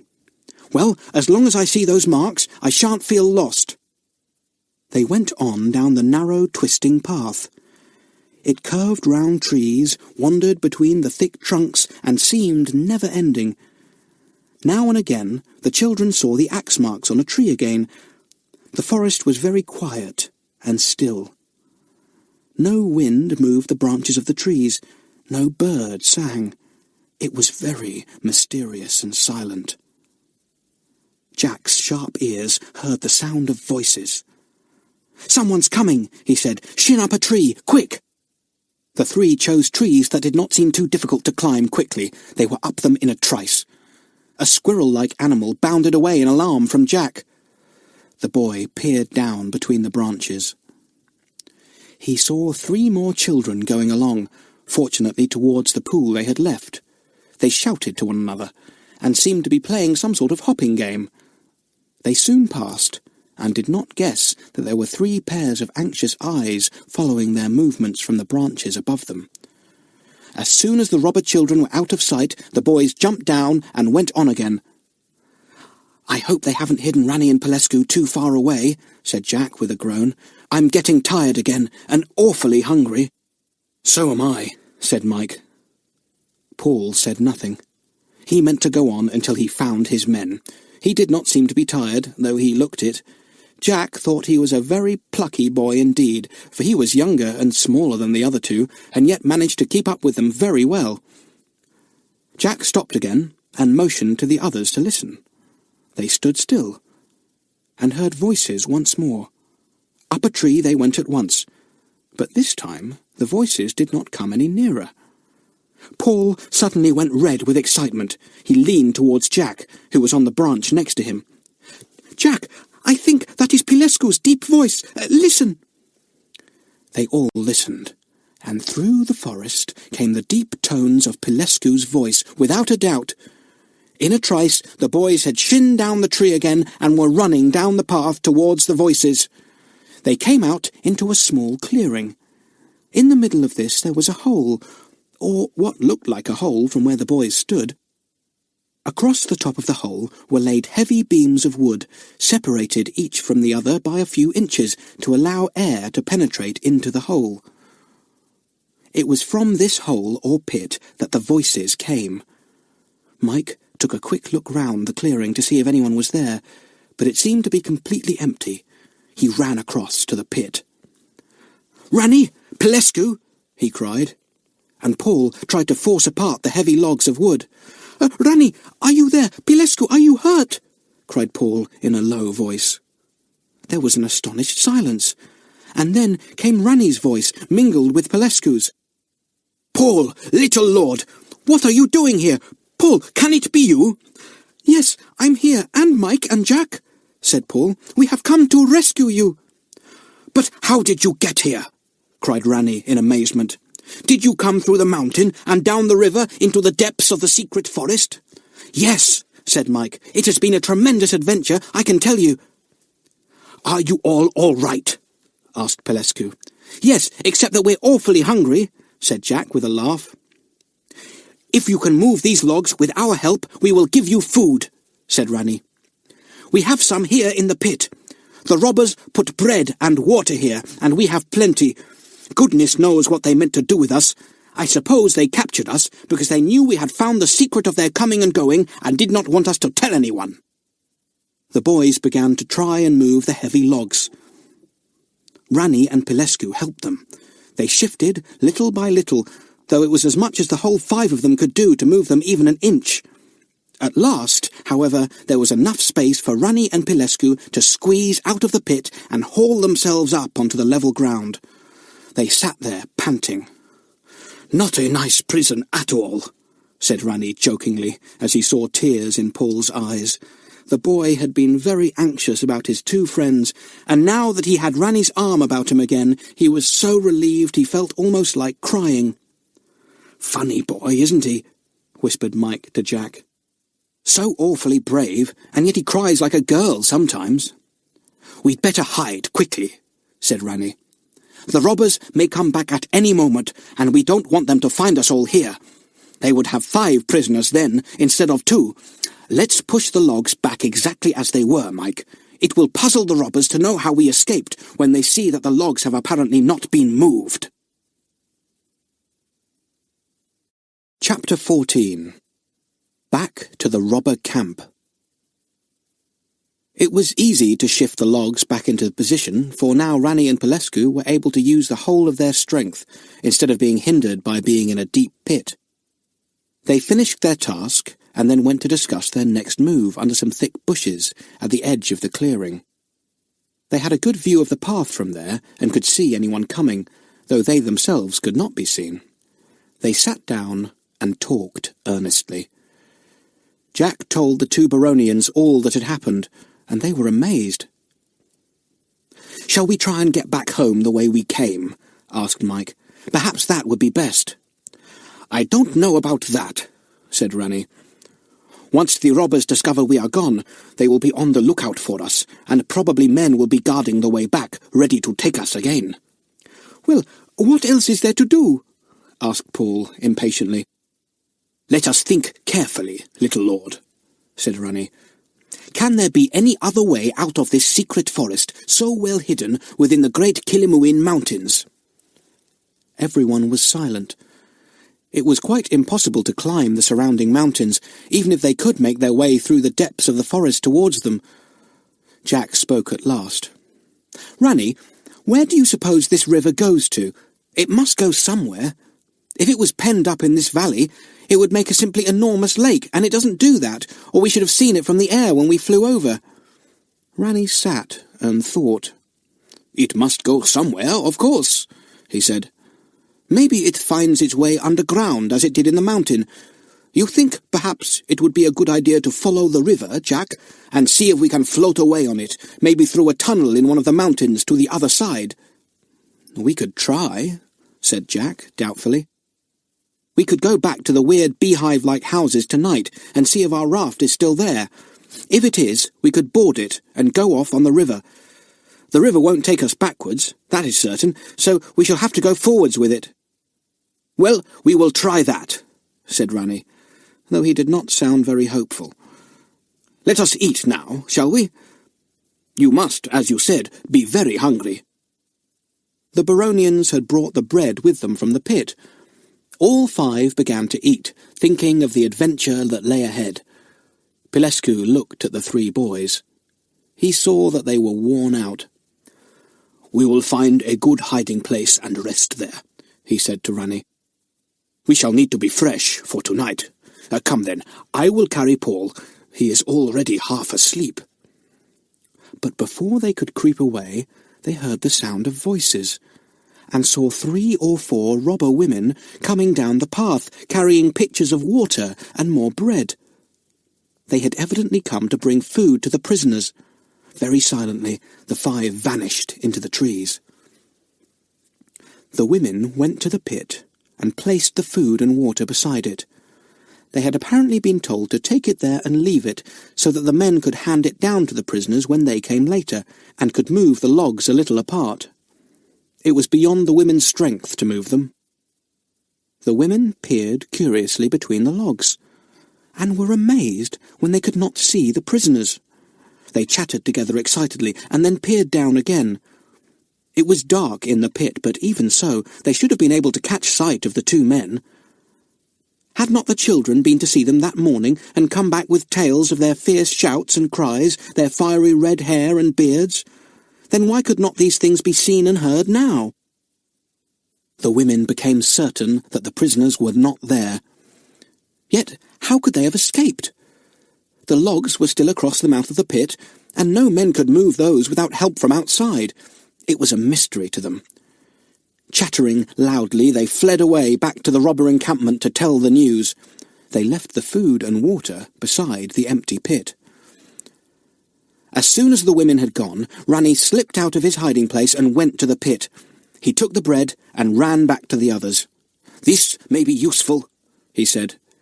He tied a leather thong around it and hung it at his back. It was a flat, round loaf, easy to carry. "Now we will find a good hiding place," said the big Baronian. Pilescu picked up Paul in his arms, and the two men strode away into the forest to find a safe hiding place to rest until night came. Presently they found one. A great rock jutted up between the thickly growing trees, and underneath it was a well-hidden hole, draped by greenery. Once in the shelter of that rock, no one would see them. "Do you know the way back to the clearing, Pilescu?" asked Paul, sleepily, as the big man arranged him comfortably on the ground on the fur-lined cloaks that he and Rani had taken off for the time being. They made good rugs for the three tired boys. "I know it, little lord, do not worry your head," said Pilescu. "Now sleep. You must be wide awake tonight, for you may need all your wits about you." The boys soon slept. They had had so little sleep the night before, and were so exhausted with all their adventures, that it was impossible to keep awake. The men kept a watch. They had been very touched to know that the boys had followed them to rescue them. Now it was their turn to watch over the boys and save them from the robbers. The sun began to slide down towards the west. The day was going. Rani dozed and Pilescu kept watch. Then Pilescu dozed whilst Rani kept eyes and ears open. He heard excited cries towards the evening coming from the clearing, and guessed that the robbers had discovered their escape. Then all was silence again. The secret forest was the most silent place that Rani had ever been in. He wondered if the wind ever blew down in that valley, and if birds ever sang. It made him jump when a mouse-like creature scurried over his foot. Twilight came creeping into the forest. It was always dim there, and difficult to see the sunshine. Twilight came there before the outer world had lost its daylight. Rani looked at his watch. 7:30. The boys still slept. Let them sleep for another hour or two, and then they would creep through the darkness of the forest back to the clearing where they had left the raft. Jack awoke first. He stretched himself and opened his eyes, looking into complete darkness. He wondered where he was. Then he heard Rani speaking in a low voice to Pilescu, and everything came back to him. He was in the secret forest, of course, hidden under that rock. He sat up at once. "Rani, Pilescu, what time is it? Is everything all right?" "Yes," said Rani. "Soon we will go to get the raft. We will wake the others now and eat. Paul, Mike, it is time to wake." Soon all 5 of them were eating the hard bread. Rani had some water in his flask, and everyone drank a little. Then they were ready to go. By the light of his torch, Rani made his way back to the clearing where the pit was. He flashed his light around. There was no one there at all. The logs had been dragged away from the pit when the robbers had come to see if what their women had said was true. "We will take the path back," said Rani. "It is over there. Take hands and go in single file. We must not lose hold of one another. I go first, you next, Paul, then Mike and Jack, and Pilescu last. Now, are you ready?" They found the path and went along it quietly in single file. The boys felt excited, but perfectly safe, now that they had Rani and Pilescu. Rani halted after a while. He flashed his torch here and there. He had gone from the path. "We are not very far from it," he said. "I saw the axe marks in a tree only a little way back. We must look for them." It was anxious work looking for the axe marks which would tell them they were once more on the right path. Mike felt very uncomfortable as he wondered what would happen if they really got lost in that enormous forest. He thought he saw 2 gleaming eyes looking at him from between the trees, and he jumped. "Is that a wolf?" he whispered to Jack. But it was only his imagination. There was no wolf, merely a couple of shining leaves caught in the light of Ranni's brilliant torch. "Ah," said Ranni at last in a glad voice, "here is the path again. And look, there are axe marks on that tree. Now we can go forward again. Keep a lookout, all of you, for the axe marks that tell us we are on the right path." Everyone watched anxiously for the marks after that. It was impossible to stray far from the path if they followed the marks. They were made at regular intervals, and the little company soon made steady progress. "We must be near the encampment," said Ranni at last, in a low voice. "Can you hear the lapping of water? I think we are nearing that big pool." In another minute his torch shone onto the glittering waters of the pool. They had reached the cluster of huts. If only the robbers did not see or hear them. Chapter 15. A Way of Escape? Everything was quiet. There were only a few small night sounds, the lapping of the water, the squeal of some small animal, the splash of a fish jumping. There was nothing else to be heard at all. The 5 stood quite still beside the big pool, listening. A curious sound came on the air, and the boys clutched one another. "It's all right," whispered Ranni, a laugh in his voice. "It's only one of the robbers snoring in the nearest hut." So it was. The sound came again, and then died away. Ranni, who had switched off his torch, switched it on again. He wanted to find the raft that Paul had told him about. Luckily, it was quite near him, about 10 yards away, tied to a tree. "Did you come down the mountain river on a raft like that?" whispered Paul to Ranni. The big man answered in a low voice. "We came on a raft only as far as the outlet of the river, just where it leaves the mountain. The men steered the raft to the bank there, and we all jumped off. They tied up the raft, and we walked the rest of the way to the secret forest. Apparently, whenever the robbers go up to the temple cave, they walk along the ledge beside the mountain river and drag a raft up with them, floating it on the rushing water. It must be hard work." "Oh, then that's why there are no rafts to be seen on this pool," said Jack, who had been puzzling about this. "They only use them inside the mountain to bring them down quickly." "Shh," said Pilescu warningly. "We had better not talk any more. Hold your torch higher, Ranni, so that I can see to untie the raft." It did not take long to free the raft. Ranni found a broken branch to use as a paddle. He did not want to be completely at the mercy of the river. With the branch to use, he could steer a little, and, if necessary, bring the raft to the bank. "Get on the raft," whispered Ranni. They all got into the hollowed-out piece in the centre. It was a tight fit. Ranni pushed the raft into the centre of the big pool, where it was caught in the current that flowed through it. The raft swung along at once, very slowly but surely. Soon it was out of the pool and on the river, which ran through the secret forest for miles. It was very weird and mysterious, swinging along on the swift river, through the heart of the dark forest. Sometimes branches of trees swept down low and bumped the heads of the travellers, scraping their faces. It was impossible to prevent them.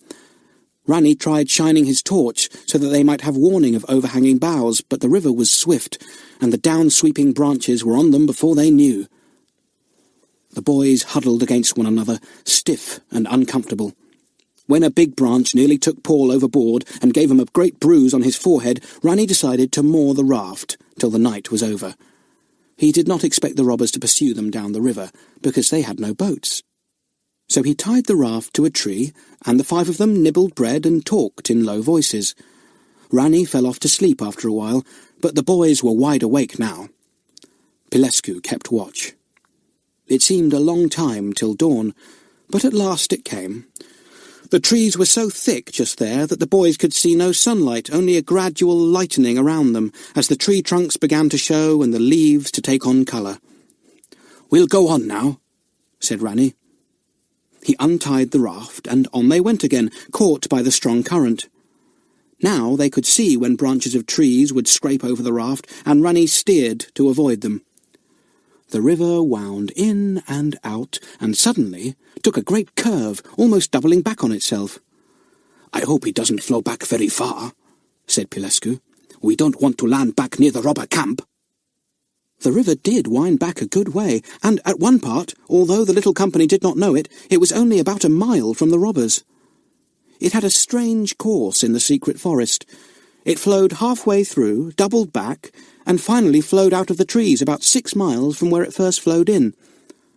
The travellers did not know this, though Rani could tell by the position of the sun that they were now travelling almost in the opposite direction. The trees suddenly thinned, and sunshine flooded down here and there, almost dazzling the 2 men and the 3 boys. The river flowed more rapidly, and the raft bobbed about. "We are coming out of the secret forest," said Jack, shading his eyes and looking forward. "The trees are getting thinner and thinner. Where does this river go, I wonder? I do wish it would take us right through the mountains somewhere and out at the other side. Then we could just walk round them till we come to Killimoon Castle." "Not so easily done," said Pilescu. A shout made them turn their heads. To their horror, between the trees they saw one of the robbers. He called out something and then ran off to tell his comrades, his red wolf tail swinging behind him. 6 or 7 more came running with him after a few minutes, and they stood watching the raft as it swung along in the distance.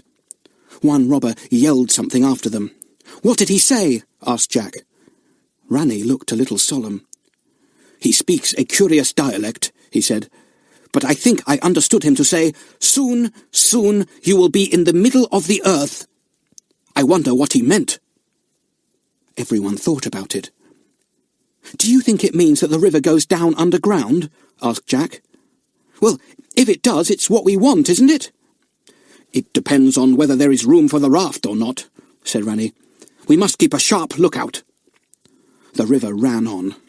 The boys saw the mountains of Killimoon around them. In front of them, slightly to the left, was the one they knew, on the other side of which Killimoon Castle was built. It looked very different from this side, but the summit was the same shape. Suddenly, they heard a terrific roaring sound ahead of them.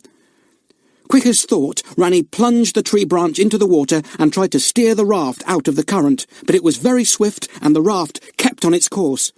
Jack saw that the big Baronian looked pale and anxious as he tried in vain to swing the raft from its steady course. "What's the matter?" he asked. "Can you hear that noise?" said Rani. "I think the river makes a fall somewhere ahead, maybe a big waterfall. We don't want to be caught in it. I can't get this raft out of the current."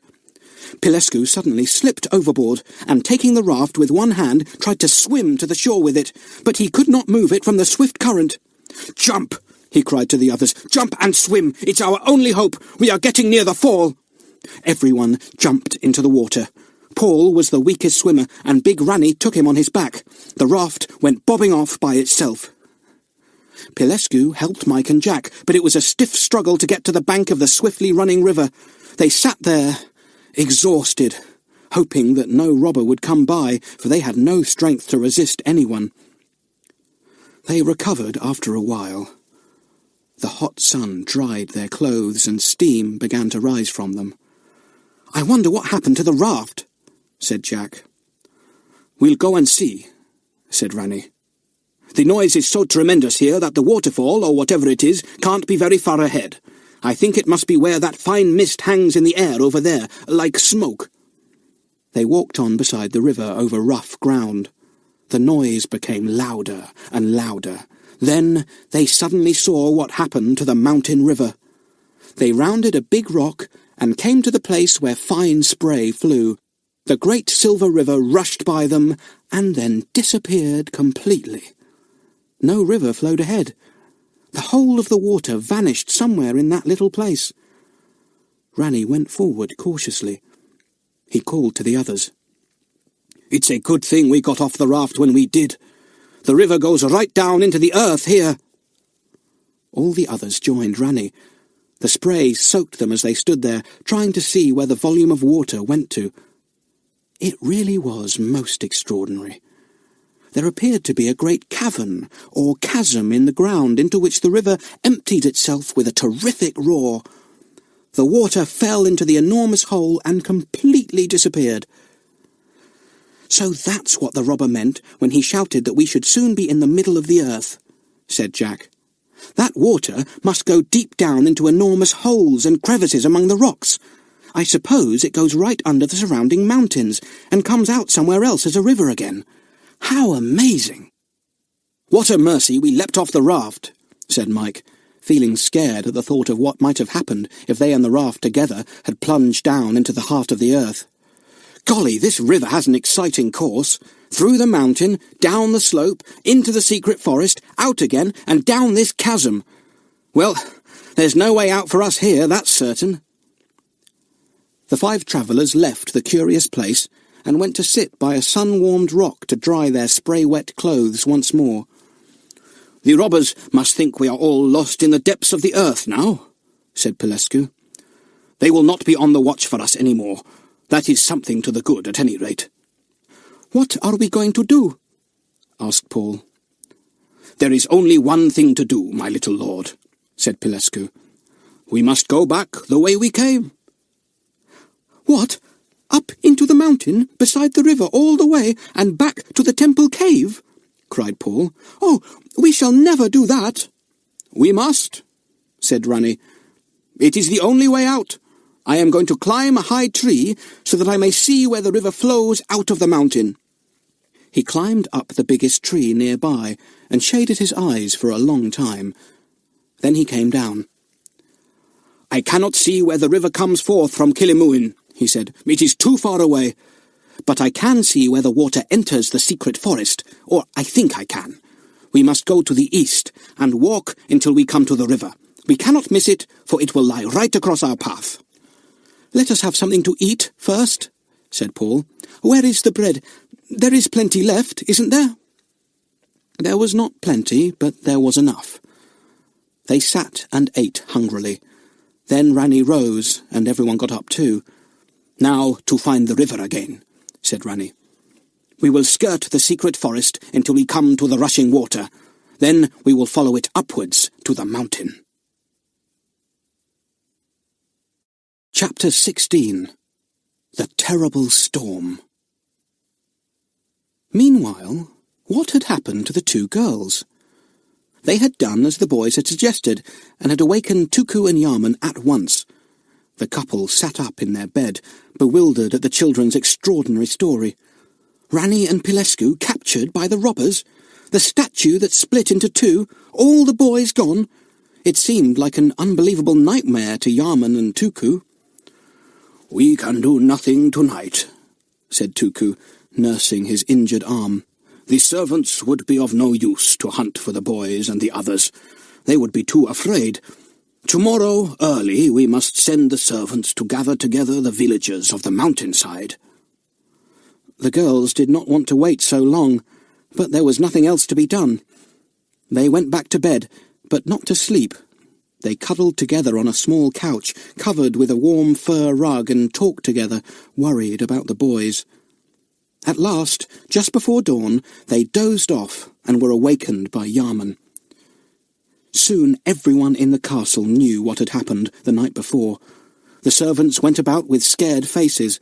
Paul's mother heard the girl's story again and again, tears in her eyes as she thought of how Paul had marched off to rescue his men. "He is a true little baronian," she said. "How glad I am that Mike and Jack are with him. Oh, why didn't they wait until we could send soldiers or armed villagers to find Ranny and Pilescu?"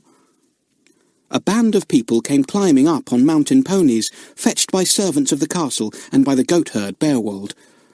They had been amazed at the tale told them, but all of them were determined to rescue their little lord, as they called Paul.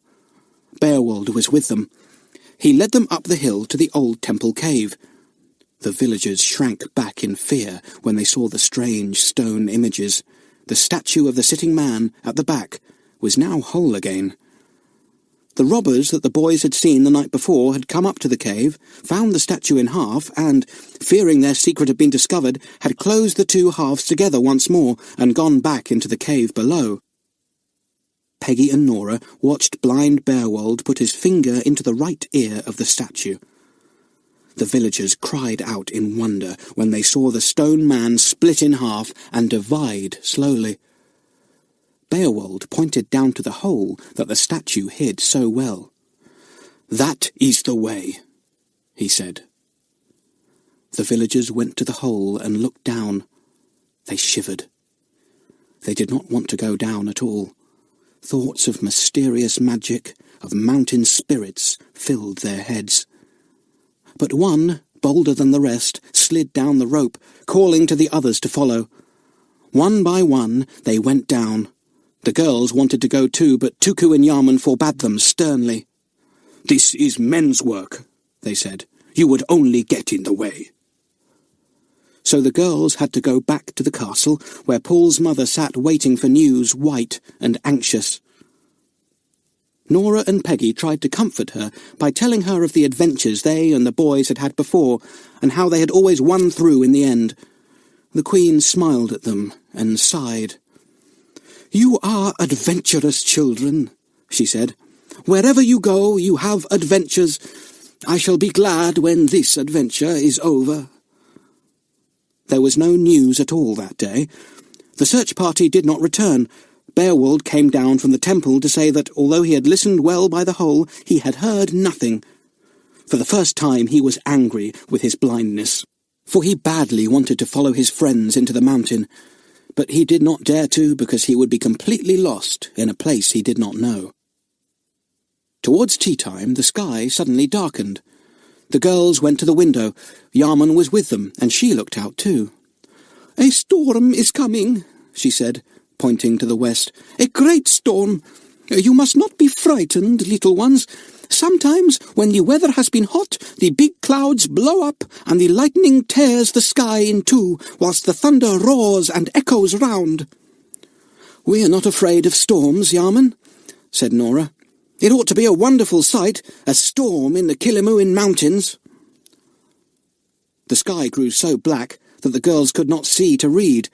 Great clouds began to roll round the mountain itself, and soon the castle was completely swallowed up in the thick, swirling mists. Thunder rumbled in the distance. The little children in the nurseries of the castle began to cry. "There's the lightning," said Nora, as a vivid flash appeared, and everything was lighted up clearly for an instant. "Oh, what thunder! I've never heard anything like it!" Killimoon seemed to be in the midst of the storm. Thunder cracked round the castle, and the lightning shivered the sky to pieces. It was as dark as night between the flashes. Although the two girls were not afraid of storms, they were awed by this one. The noise was so terrific, and the lightning was so grand. Then the rain came. Rain? It sounded more like a waterfall, pouring down on the castle, lashing against the windows, forming itself into rivulets that rushed down the hillside at top speed. Never in their lives had the two girls seen or heard such rain. It almost drowned the thunder that still rolled around. "Well, it's a mercy the boys are not out in this, but are somewhere in a cave," said Nora, trying to be cheerful. But the boys were not in a cave. No, they were making their way towards the river where it entered the secret forest. They were almost there, and could see its shining waters. They were glad, because now they felt that they knew their way. They had only to follow the river's course backwards to the mountain, and climb up beside it as it flowed down through the heart of the hill. Then the sky darkened, and the storm blew up. First it was very still, and Rani glanced uneasily at the sky. He knew the Baronian storms. They were as grand as the mountains themselves. The storm broke. Just as the little party reached the river and began to follow its swift course backwards to the mountain, thunder cracked above their heads, and lightning split the darkened sky. "We had better shelter," said Ranny, and looked about for somewhere to go. He did not want to stand under the trees in case they were struck by lightning. There were some thickly growing bushes nearby with enormous flat leaves. The rain fell off the leaves as if they were umbrellas. "We'll crawl under these bushes," said Ranny. "We can draw our cloaks over our heads. The rain will not soak through the fur lining." But it did. It soaked through everything, and once again the company were wet. The boys hated the fierceness of this rainstorm. The drops pelted down, stinging them, slashing them, soaking through the bushes, their fur-lined cloaks, their clothes, and everything. "What a storm!" said Paul. "It is the worst I ever remember in Baronia. I don't like it, Pilescu." Pilescu pulled the small boy to him and covered him with his great arms. "You are safe with Pilescu," he said. "Not even the worst storm can harm you now." For 2 hours the rain poured down, never ending. Jack was astonished to think that so much water could be held by clouds. It was as if someone up in the sky was emptying whole seas of water down onto the earth. At last a break came in the clouds, and a bit of brilliant blue sky showed through. The thunder died away. The lightning no longer flashed, the clouds thinned rapidly, and the rain stopped. The boys heaved sighs of relief. They were wet, cold, and hungry. Ranny felt about in his big pockets and brought out some chocolate. It was very welcome. "Now we must get on," he said. "If the sun comes out strongly, before it sets we shall soon be dry again. We have a long climb ahead before we reach the place where the river gushes forth from the mountain. Shall I carry you for a while, little lord?" "Certainly not," said Paul. "I can walk as well as Mike and Jack." But after 3 hours of hard walking, the little prince was only too glad to be hoisted onto Pilescu's broad back. They made their way slowly on and up, the noise of the water always in their ears. They saw no sign of the robbers at all, though they kept a sharp lookout for them. When evening began to fall, they reached the place where the river flowed out of the mountainside, rushing and roaring as if in pleasure to see the sun. They sat by the water and rested. They were all tired now. "Well, we must begin our watery climb now," said Ranny at last. "It will take us some hours to follow the river up to where it falls into the cave above. The way will be steep and often dangerous. Paul, I am going to tie you to me, for if you fall into the river I cannot save you. You will be whirled away from me in an instant." "Well, tie Mike and Jack to Pilescu then," said Paul. "I don't want to be the only one." In the end, all 5 were roped together, so that if one fell, the others might pull him up again to safety. Then the 5 of them entered the cavernous hole in Killimoon Mountain and prepared to climb up beside the rushing torrent. There was a narrow ledge, as Ranny had guessed. It was wet and slippery, and sometimes so narrow that it seemed impossible to walk on it. But by finding firm handholds in the rocky wall of the tunnel, the climbers managed to make their way steadily upwards. Once Paul slipped and fell. He almost jerked Ranny off his feet too. The boy half fell into the rushing water, but Ranny caught hold of the rope and tightened it quickly. The boy was pulled back to the ledge and knelt there, gasping with fright. "You are safe, little Paul. Do not be afraid," said Ranny, comfortingly, shouting above the rushing of the water. "I'm not afraid," yelled Paul, and got to his feet at once. He had had a bad scare, but he would not show it. Ranny felt proud of the little prince. They toiled upwards, not saying a word, because it was soon too much effort to shout to make themselves heard above the noise of the river. It seemed as if they had been climbing up the narrow ledge for hours, with Ranny's torch showing the way at the front and Pilescu's at the back, when the 5 saw something that startled them exceedingly. The light from Ranny's torch fell on something swirling down the torrent. In surprise, Ranny kept his torch pointed towards it, and the little company saw that it was a raft on which were 5 or 6 of the small, wiry robbers, bobbing rapidly downwards to the secret forest. The robbers saw them too, and uttered loud cries of amazement. In half a minute they were swept away down the river, out of sight, lost in the long black tunnel through which the water rushed downwards. "They saw us!" yelled Jack. "Does it matter, do you think? Will they come after us?" Rani and Pilescu stopped to consider the matter. They thought it was possible that the robbers would turn back and pursue them. It would be easy to swing their raft against the side and leap out. They could drag their raft up behind them, as they apparently did each time they climbed up to the temple cave. "Rani," yelled Jack again, "do you think they'll come after us?" "We think it is likely," replied Rani. "We must push on quickly. Come, there is no time to be lost." The 5 of them set off again. It was a hard and tiring journey. They were splashed continually by the river, which also overflowed time and again onto the ledge, so that their legs were always wet.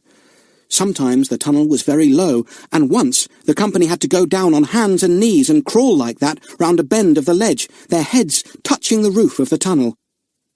Rani's torch gave out, and Mike was glad he had one with him to lend to Rani, for it was necessary to have 2, one at the back of the line and one at the front. "How much further have we to go?" groaned Paul. "How much further, Rani?" Chapter 17. A Journey Up the Mountain River. It was a long, long climb. Rani shone his torch onto his watch and saw that it was nearly midnight. No wonder poor Paul was groaning and wondering how much further they had to go. Even the 2 men were tired. "Rani, there's a sort of a platform place somewhere," said Jack, remembering the broadening out of the ledge where he and the others had slept in a recess at the back 2 nights before. Rani and Pilescu did not know about this. Jack shouted into their ears, telling them about it, and the 2 Baronians hoped that they would soon come to it. Then they would all have a rest. One or other could be on watch in case the robbers came.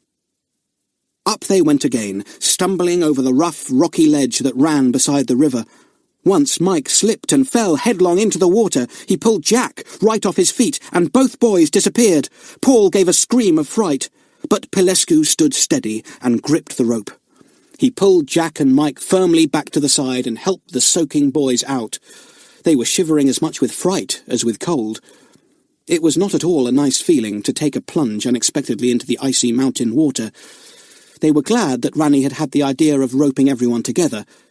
Jack hoped that neither of the big Baronians would fall into the river, for he was sure that if they did, they would jerk the boys in after them. But Rani and Pilescu were sure-footed, having been used to climbing hills and mountains all their lives, and neither of them slipped. Paul was getting so tired that he could hardly stumble along. It was impossible for Rani to carry him, for he needed both his hands, one to hold the torch, and the other to find handholds for himself. His heart ached for the tired boy stumbling along just behind him. It was a long time before they came to the platform. Rani did not even know he had come to it.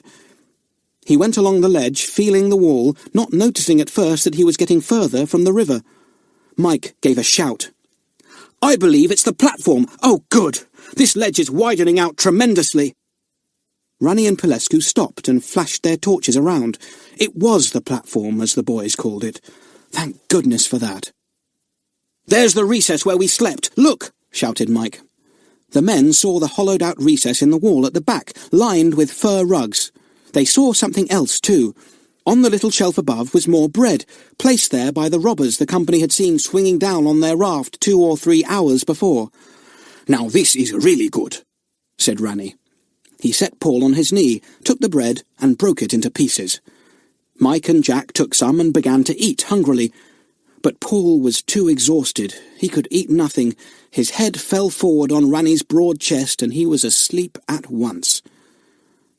"You boys must rest on those rugs, on that rocky couch there," said Rani, speaking to Mike and Jack. "I will hold Paul in my arms to warm him. Pilescu will keep watch for the robbers in case they come back." Mike and Jack flung themselves onto the strange resting place at the back of the platform and pulled the fur rugs over them. They were asleep in half a second. The 2 Baronians were sleepy too, but Pilescu was on guard and did not dare even to close his eyes. Rani fell asleep, holding Paul. Only big Pilescu was awake. He felt his eyes closing. He had switched off his torch, for he did not want the robbers to see any light if they came back. It was difficult to keep awake in the dark when he was so tired.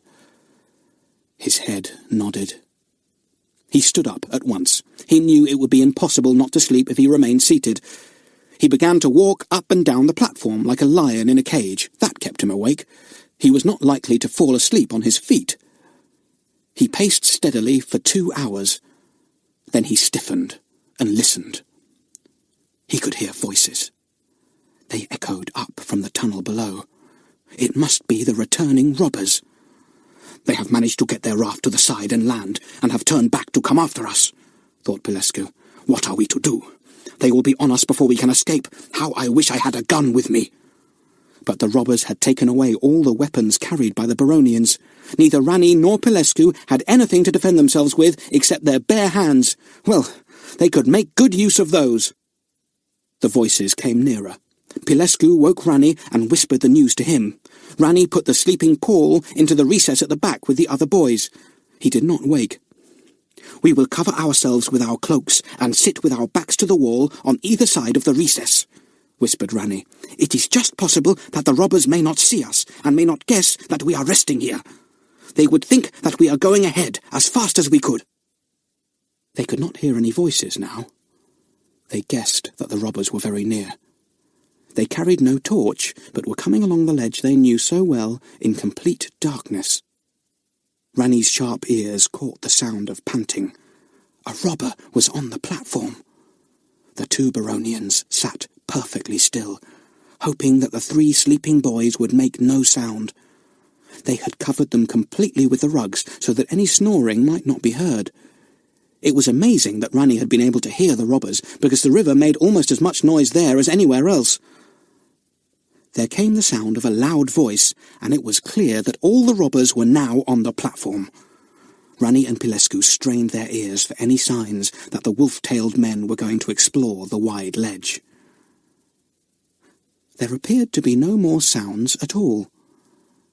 Neither Rani nor Pilescu could hear panting or voices. They sat like statues, hardly breathing, trying to hear any unusual sound above the noise of the water. They sat like that for 10 minutes without hearing a sound. Then, very silently, Rani rose to his feet. He felt for his torch and pressed down the switch suddenly. The light flashed out over the platform. It was quite empty. "They've gone," whispered Rani. "I thought they must have, for I have heard nothing for the last 10 minutes. They did not think of searching this platform. They have gone higher up, probably hoping to catch us in the cave where the great waterfall is." "That's not so good," said Pilescu, switching off his torch. "If they wait for us there, they will catch us easily. Jack said that Beowald was going to fetch the villagers to hurry after us. It is possible that they might have got as far as the waterfall cave and might help us, but we can depend on nothing." "We will let the boys rest a little longer," said Rani. "There is no need to rush on now that the robbers are in front of us and not at the back. I will watch now, Pilescu, while you sleep." Pilescu was thankful to be able to allow himself to close his eyes. He leaned his big head against the wall at the back and fell into a deep sleep at once. Rani was keeping guard, his eyes and ears on the lookout for anything unusual. It was a strange night for him, sitting quietly with his sleeping companions, hearing the racing of the mountain river, watching for wolf-tailed robbers to return. But they did not return. There was no sound to make Rani alert. The others slept peacefully, and the boys did not stir. Rani glanced at his watch after a long time had passed. 6 o'clock already. It was sunrise outside the mountain. The world would be flooded with light. Here it was as dark as midnight and cold. Rani was glad of his warm cloak. Pilescu awoke a little while later. He spoke to Rani.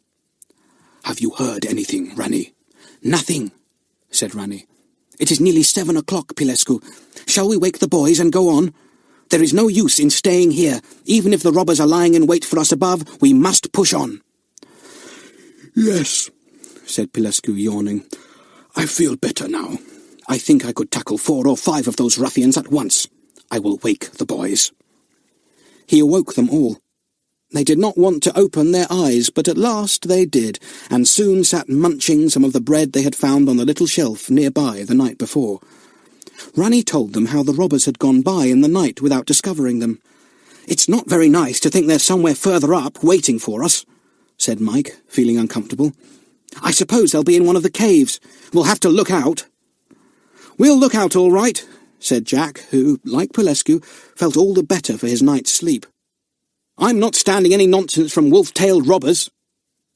They left the platform and made their way to the ledge that ran beside the river, beyond the platform. As usual, Ranny went first, having tied them all together firmly. "It's not so very far up to the waterfall cave from here, as far as I remember," said Jack. "About 2 hours or so." They began to stumble along the rocky ledge again, the water splashing over their feet. The boys were surprised to find that the ledge was now ankle-deep in water. "It wasn't when we came down this way," said Mike.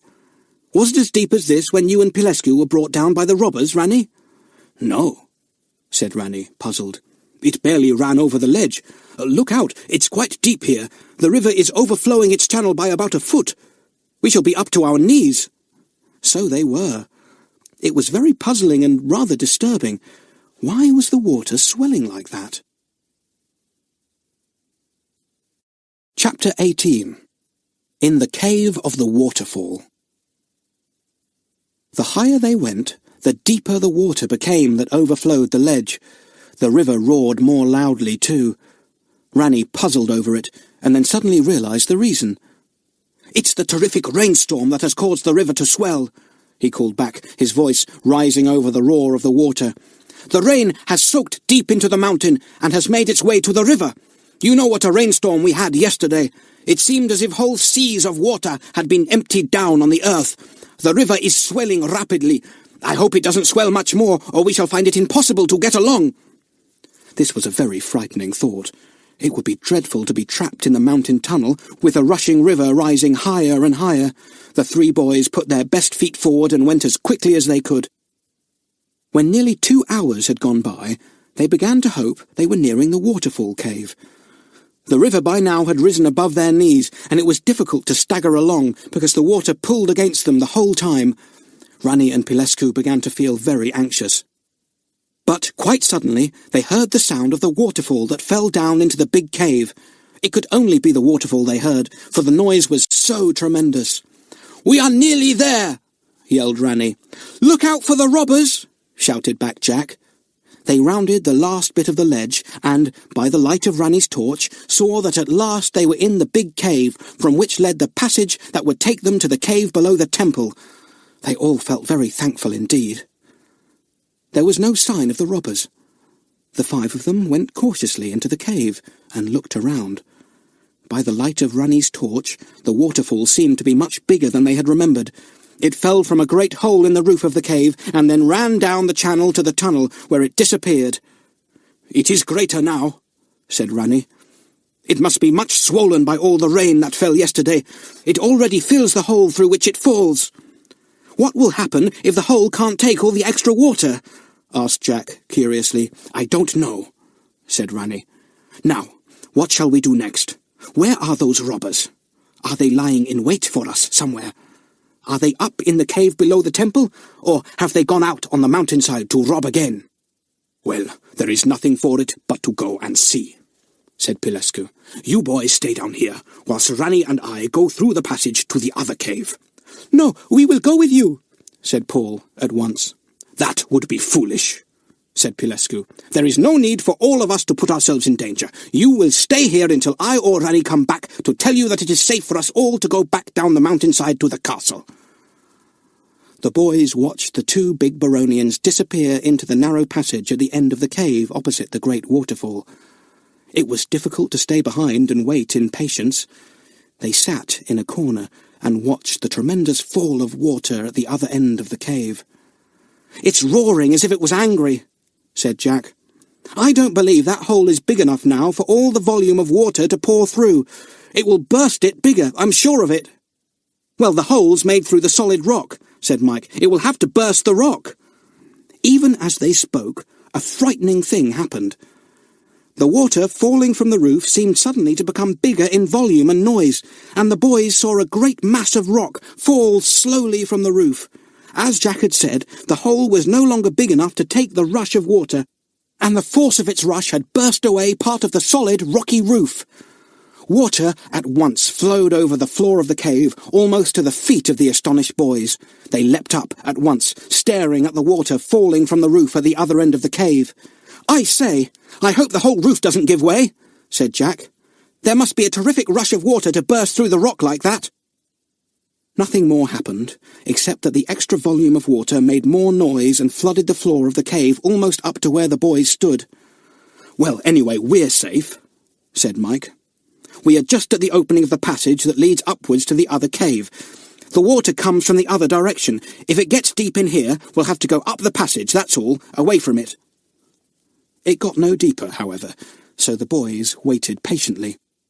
20 minutes went by, and there was no sign of the return of Rani or Pilescu. Mike began to feel worried. "I wish they'd come back," he said. "I feel as if I can't stay here doing nothing much longer." "Whatever are Rani and Pilescu doing?" said Jack impatiently. "They must be right out on the mountainside by now." "Let's go up the passage and find out," said Paul at last. "I simply can't sit here any longer." "All right," said Mike. "Come on. We can easily rush back if we hear Rani and Pilescu coming." They made their way up the narrow, curving passage, leaving behind them the noise of the great waterfall. But before they were halfway up, they heard the sound of someone else coming down. "That must be Rani and Pilescu coming back," said Mike in a low voice. "Come on, we'll get back. We don't want to get into trouble for not waiting as we were told." They stumbled back down the rocky passage and came out once more into the cave of the waterfall. It was still falling at the other end, with a mightier roar than ever. "Here they come," said Mike, as a light shone out of the passage. He flashed his own torch upwards to welcome Rani and Pilescu. And then he and the other two boys stared in horror. Certainly it was Rani and Pilescu returning, but returning as prisoners. Once again they were captives, angry but completely helpless. 6 or 7 robbers were behind them, kicking them and pushing them on. "Rani, what's happened?" cried Paul, springing forward. But before anything could be explained, the robbers, with cries of satisfaction, leapt at the 3 boys and forced their arms behind them. Mike tried his hardest to get out his scout knife, but it was impossible. The robbers bound the boys' arms and legs together with thongs of supple leather. No matter how they struggled, they could not free themselves. They were placed on the floor of the cave like trussed chickens. Rani and Pilescu stood roaring like angry bulls, trying to free their own hands, which had been tightly tied behind them as before. The robbers tripped them deftly to the ground and tied their legs together too. Small as they were, the secret forest robbers were very strong. Rani and Pilescu were big giants of men, but the robbers swarmed over them like ants, and by their very smallness and deftness they overcame the 2 big men. The robbers chatted together exultantly. Now they had all 5 prisoners to take back. But, suddenly, one of them pointed to the water that flowed over the floor of the cave. They all looked at it in surprise. Clearly they had never seen water flowing over the floor of the cave before. They looked at the water falling from the now bigger hole in the roof of the cave at the other end. They saw what had happened, and ran fearfully to the ledge that ran beside the roaring river. The water was now above their knees. They had left their raft behind them, below the platform ledge. They gazed in panic at the water. They could not hear themselves speak, so near the waterfall, and ran back to where the 5 prisoners were, shouting to one another in terror. The noise of the water grew louder. Everyone gazed fearfully at the hole through which it poured from the roof, and then more of the rocky roof gave way and fell to the floor of the cave with a crash. Water followed it at once, forcing its way out, pouring down into the cave with a noise like thunder. The robbers gave a scream of terror. They knew that never would they be able to get back to the secret forest if they did not go at once, for now that more and more water was pouring down, the river in the mountain tunnel would rise so high that no one would be able to walk beside it on the rocky ledge. They disappeared in the spray.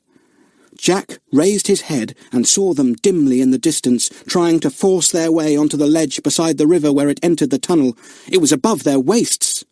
"They'll all be drowned," said Jack. "The water will sweep them off the ledge. It's getting deeper and deeper." "Don't worry about the robbers," said Ranny, sitting up with a jerk. "It's ourselves we must worry about. Look at the water. It's right up to us now." So it was. It lapped round them. The 5 captives managed to get themselves upright, though it was difficult with both hands and feet tied. They struggled with their bonds, but the robbers were too clever at knots for them to be undone or broken. "We'd better try to get up the passage," said Ranny, trying to hop towards it with his tied-up legs, but he fell at once. He cracked his head against a rock, for he could not save himself with his hands. He lay quite still, and Paul looked at him in terror. "He's just knocked out for a minute or two, that's all," said Pilescu comfortingly. But really the big Baronian was as frightened now as little Paul. They were all in a terrible plight.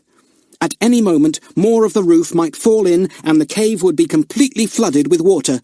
They could not help themselves to escape because they were so tightly bound. "Ranny, open your eyes," begged Paul.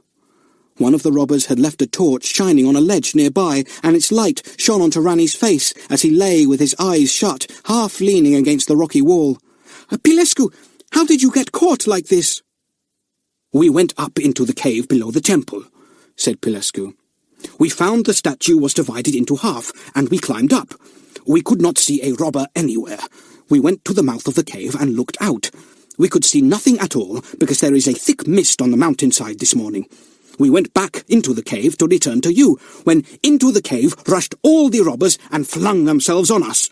They must have seen us standing at the entrance. They were waiting for us there. We could not see them in the mist." "Oh, Pilescu, just as we had got to the end of our journey!" cried Prince Paul. "What are we going to do now? Is Ranny badly hurt? He hit his head so hard on the rock." Ranny opened his eyes at that moment and groaned. His head ached badly. He tried to sit upright, and then remembered everything with a rush. "More of the roof is falling!" cried Jack. He was right. With another tremendous roar, a great mass of rock again fell down at the other end of the cave, and a still greater volume of water poured out. It was now all round their legs. The 5 captives struggled to get up on ledges, out of the way of it. "It's rising higher now," said Mike, watching the water swirling in the cave. The bright light of the torch glittered on the blackness of the icy cold water. It looked very threatening. "Pilescu, what are we going to do?" said Jack desperately. "We shall all be drowned soon if we don't do something. Oh, why didn't someone come after us? Some of the servants or villagers. Beowulf said he would fetch some." Beowulf, of course, had fetched the villagers, and they had gone down as far as the cave of the waterfall. But they had not been able to guess that the way the boys had gone was along the narrow rocky ledge beside the rushing river. They had left the cave and gone back to the mountainside, telling Beowulf that he must be mistaken. No one had gone down into those caves below. The robbers and their prisoners must be somewhere on the mountainside. They had searched the mountains well, hallooing and shouting for hours. When the thick mist had come up, they had had to leave their search, for, good mountaineers as they were, they could lose themselves in the mist as easily as any child. Beowulf alone had not stopped searching. The mist did not hinder him, for neither darkness nor mists made any difference to him. He wandered about all night long, looking for his friends, the big mountain goat keeping him company. When the sun was high in the sky, Beowulf made his way back to the temple cave. He listened outside. There was no sound. He went to the big stone image at the back. It was still split in half. Beowulf stood, thinking. Should he go down himself and seek for the others? The villagers had already said there was nothing below but empty caves with rushing water in one. Beowulf would be lost in a strange place. But something made him decide to try. The blind goatherd slipped down into the hole, hanging deftly onto the rope. Down he went, and came at last to the little cave below. He explored it carefully with his hands stretched out in front of him, going round the rocky, irregular walls. He soon found the opening that led into the narrow rocky passage. He went down it, feeling before him and beside him with his hands. Down and down went the passage, curving as it descended. Beowulf came out into the cave of the waterfall and stood there, deafened by the roar. Water swirled over his feet. At first he was so deafened by the terrific noise that he heard nothing more, and then, to his extreme astonishment, he heard his name called. "Beowulf! Beowulf! Look, it's Beowulf! Beowulf, help us, quickly!" Beowulf the goatherd stood at the entrance of the waterfall cave, his blind eyes seeing nothing, his ears hearing voices he could hardly believe in. But even more astonished were the 5 captives. Beowulf had appeared before them like a wizard, just as they had given up all hope of being saved. Chapter 19. Beowulf to the rescue. "Beowulf, quick, set us free!" shouted Rani. The water was already high, and more was flooding into the cave. It had increased a great deal in the last few minutes. Rani was afraid that the whole roof might give way beneath the terrific weight of water, and then there would be no hope for the little company at all. "What is it? Where are you? What is this water?" cried Beowulf, lost in this strange new world of roaring and wetness. "Beowulf, listen to me!" shouted Rani urgently. "Listen carefully. You are standing at the entrance to a cave, where I and the others are, all bound tightly so that we cannot walk or free ourselves. Water is pouring into our cave, and we shall be drowned if you do not hurry. Step down, Beowulf. Walk towards my voice. Do not be afraid." "I will come," said the blind goatherd. He stepped further into the water, and then stopped, afraid. He was never afraid in his own mountain world. He knew every inch, every rock, every tree. But this was all new to him, and strange to him, and it frightened him. "Hurry, Beowulf, hurry!" cried Rani. "Come to me quickly, get out your knife, cut my bonds!" Beowulf stumbled through the water and felt about for Rani. His hands brushed the big Baronian's face. Rani was half lying, half sitting. On his head was an enormous bump where he had struck it against a rock. Beowulf's fingers felt the bump, and he wondered what had caused it. His hands ran down Rani's body, and he felt that the man had his arms tied behind his back. He took out his knife, and, with a careful stroke, cut the leather thongs that bound Rani's hands together. The big man stretched out his arms gladly, trying to get some strength back into them, for they were very stiff and swollen with being bound so tightly. He snatched Beowulf's knife from him and cut the thongs that bound his ankles together. He stood up, and at once overbalanced, for the thongs had cut into his legs, and for the moment he could not stand on them. He rose again and went to Paul. In a trice, the small boy was free, and was trying to get to the entrance of the passage. "Quick! Quick!" he cried. "Set the others free, Rani! They will be drowned!" As quickly as he could, Rani cut the thongs that bound the others, and set them free. They tried to stagger out of the water that now swirled above their knees. The cave was rapidly filling. Rani picked up the torch that was still lying on the rocky ledge, shining brightly into the cave. He held it so that everyone could see how to get into the narrow passage that led upwards to the other cave, away from the water. Beowulf had already gone into the passage, anxious to get back to the mountainside he knew. He felt so strange and so lost underground. Rani swung his torch round the cave of the waterfall for the last time, and then he saw that what he had feared might happen was about to happen. The whole roof of the big cave was giving way. The pressure and weight of the water above it, trying to find its way out of the already enlarged hole, was too much for it. It had to give way. The rain that had fallen in torrents on the mountain top had to get away somewhere, and it had found the ordinary channels in the mountain too small for it. It was forcing and pressing everything in its way, and now the roof of the cave had to give in to its enormous pressure. With a terrific roar, the roof fell in, and after it poured the biggest volume of water that Rani had ever seen. He gave a shout of terror and rushed up the narrow passage after the others. He was afraid that the water might flood even that passage, and trap them before they could get into the other cave. "What's the matter, Rani? What's the matter?" cried Paul, hearing the terrified shout. "Hurry! Hurry! The roof has fallen in, and the cave is nothing but swirling water," panted Rani. "It will find its way up this passage before it can get its own level, and drain away downwards. Hurry, Paul! Hurry, Mike!" The 5 in front of them, frightened by the fear in his voice, hurried on as swiftly as they could, stumbling over the rough, rocky way. Beowulf was terrified. He was afraid of falling, afraid of the unknown, afraid of the roaring of the water behind him. The water had found the narrow passage and was making its way up there too. Ranni felt sure he could hear it lapping behind him. He pushed the others on, shouting and yelling, and they, full of panic, went staggering through the dark and winding passage. "Thank goodness the passage goes upwards all the way," thought Ranni thankfully as he came to a steep piece. "Now we are safe.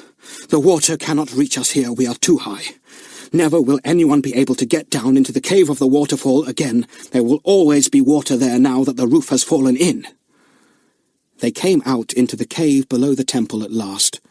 All of them sank down on the floor, trembling in every limb. Surely there had never been such a narrow escape.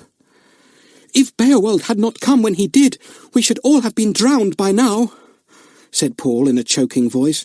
"Oh, Beowulf, how was it you came down there just at that moment?" Far away, down the passage, the muffled roar of the water could still be heard. Beowulf's voice rose clearly above it. "The search party went down to this cave and to the waterfall cave, but they could not find you.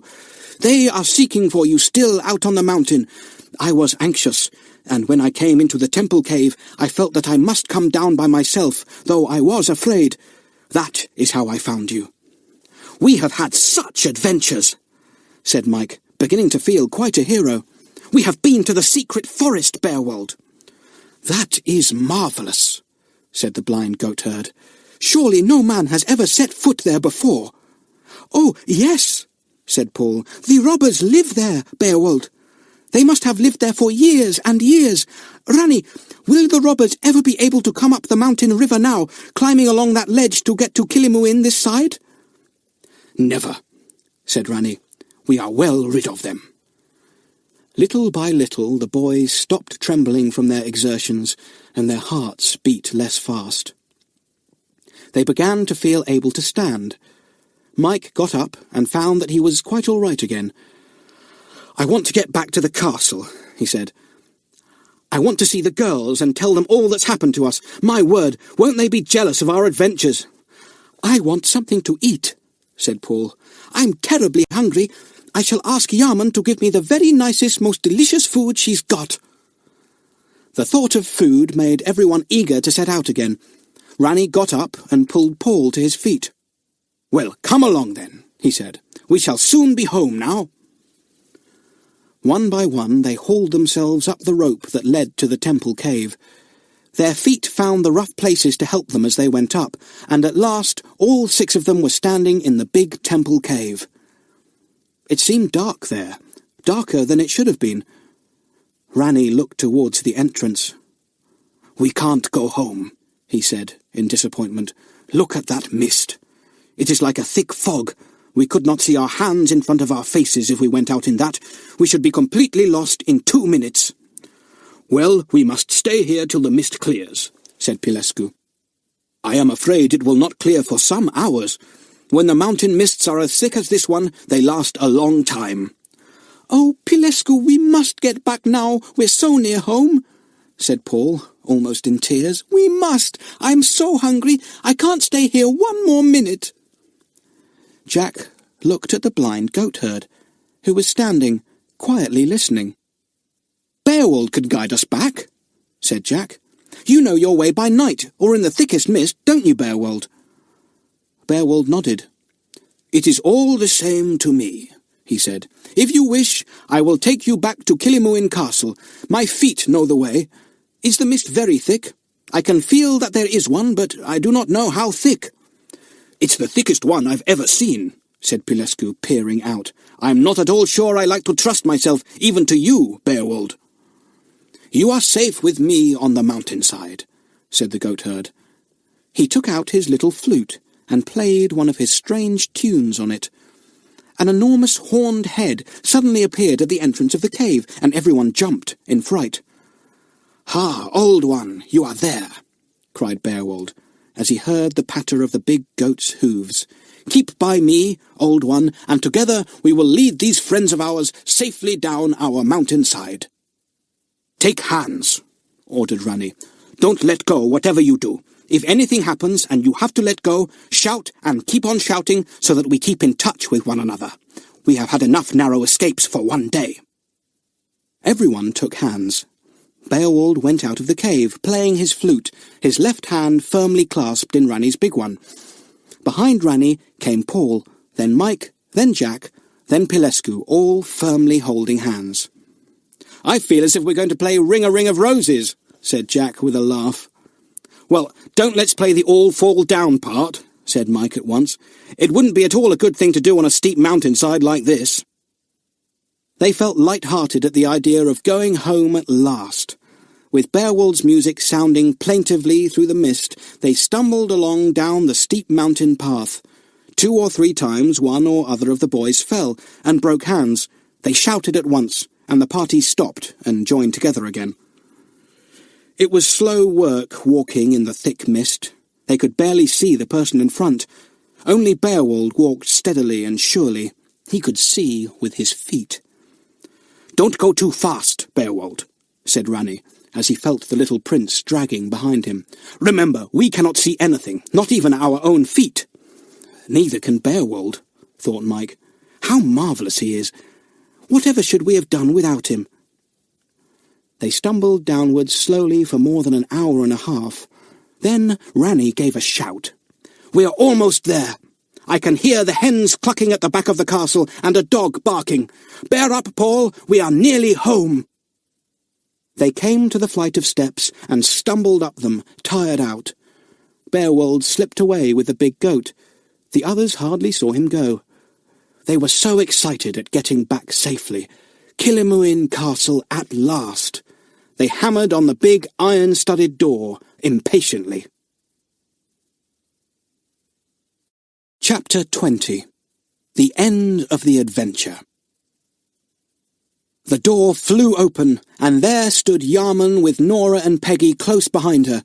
With screams of excitement and delight, the 2 girls flung themselves on the boys. Yarman beamed in joy. The lost ones were home again. They were dragged indoors, and Yarman ran up the big stone staircase, shouting at the top of her voice, "Majesty, they are back! The little prince is safe! He is safe!" The whole household gathered to hear the story of the returned wanderers. Servants peered round the door. The smaller children, clinging to the hands of their nurses, gazed open-eyed at the untidy, dirty boys and the 2 big Baronians. Tuku, his arm still bound up, came running up from the kitchen. What an excitement there was! "We've been to the secret forest," announced Paul grandly. He had forgotten his tiredness and his hunger. He was the Prince of Baronia, back from rescuing his men. "The secret forest!" repeated Yarman, with awe in her voice, and all the servants sighed and nodded to one another. Truly their prince was a prince. "No, Paul, no, you cannot have been there," said his mother. She glanced at Ranni and Pilescu, who nodded, smiling. "It's true, mother," said Paul. "We found that Ranni and Pilescu had been captured by the robbers and taken down below the temple cave.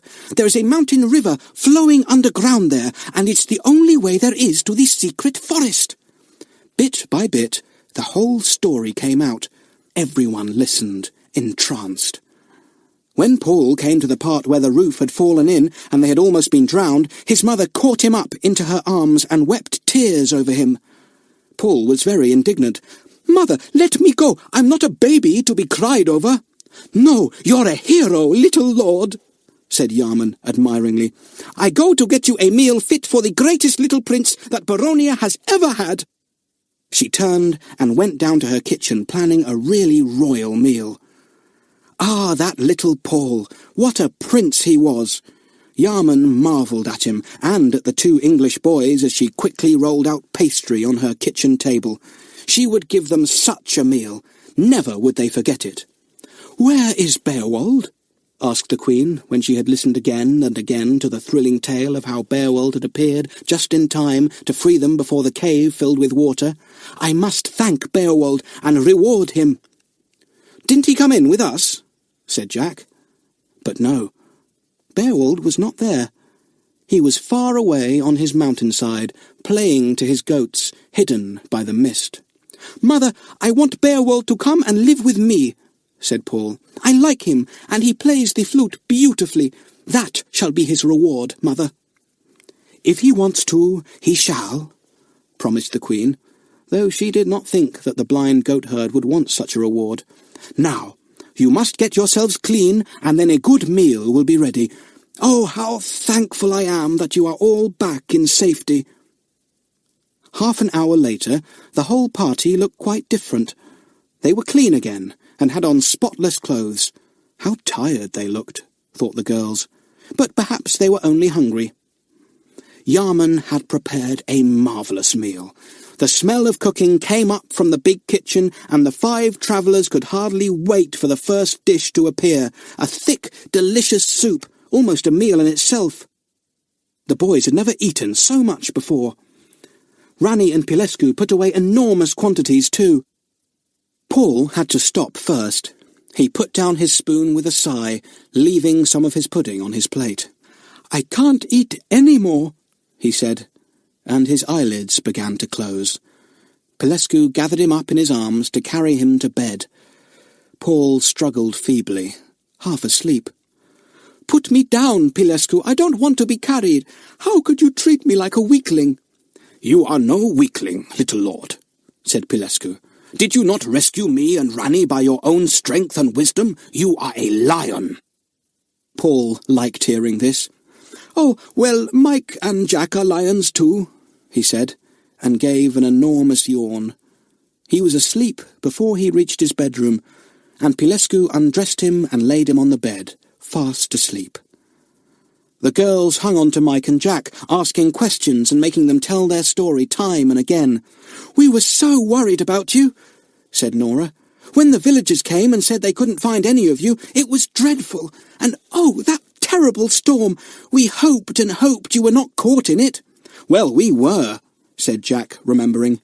"And it was all because of that storm, and the torrents of rain that came with it, that the waterfall in the cave became so tremendous and swelled up the river that ran from it. I wonder if the robbers got down safely. My word, if they got down to where they left their raft, and got onto it, they'd go down that river at about 60 miles an hour. "Now, Mike and Jack, you must go to bed too," said Big Rani, coming up. "Paul is fast asleep. You have had a very hard time, and you need rest too. Come." The children themselves could hardly believe that all their adventures really had happened when they awoke the next day. The boys lay and blinked at the ceiling. They felt stiff, but happy. They had rescued Rani and Pilescu. They had found the robbers. They had been in the secret forest. They couldn't help feeling very pleased with themselves. "Mother, I am going up on the mountainside to find Beowulf," said Paul at breakfast time. "I am going to tell him he must leave his goats and come to live with me. When we go back to the palace, he must come too. I shall never forget all he did for us." "Take Rani and Pilescu with you," said his mother. "I'm afraid of those robbers still." "You needn't be," said Paul. "You will never see them again. Rani, will you come with me and find Beowulf?" Rani nodded. He and Pilescu looked none the worse for their adventure, except that Rani had a great bump on his head. The mist had entirely gone. The mountains shone clear all around, their summits sharp against the sky. The 5 children, with Rani and Pilescu, mounted their ponies and turned their shaggy heads up the mountainside. They came to the temple cave after about an hour. Beowulf was not anywhere there. Rani lifted his great voice and shouted down the mountainside. "Beowulf! Beowulf!" They heard an answering cry, musical and clear, coming from a distance. They sat down to wait for the blind goatherd. Paul was already planning a uniform for him. He would show Beowulf what princely gratitude was. Soon the children heard the playing of the little flute Beowulf always carried with him. Then, rounding a curve nearby, came a flock of capering goats. At the head of them marched the old goat with his big, curling horns. "Here he comes," said the little prince, and he ran to meet the goatherd. Beowulf came to sit down with the company, asking them how they felt after their adventure. "Oh, Beowulf, it was a thrilling time," said Paul. "I don't know what would have happened to us if it hadn't been for you. I want to reward you, Beowulf. We are all grateful to you, but I most of all." "Do not speak to me of rewards, little lord," said the goatherd, and he played a little tune on his flute.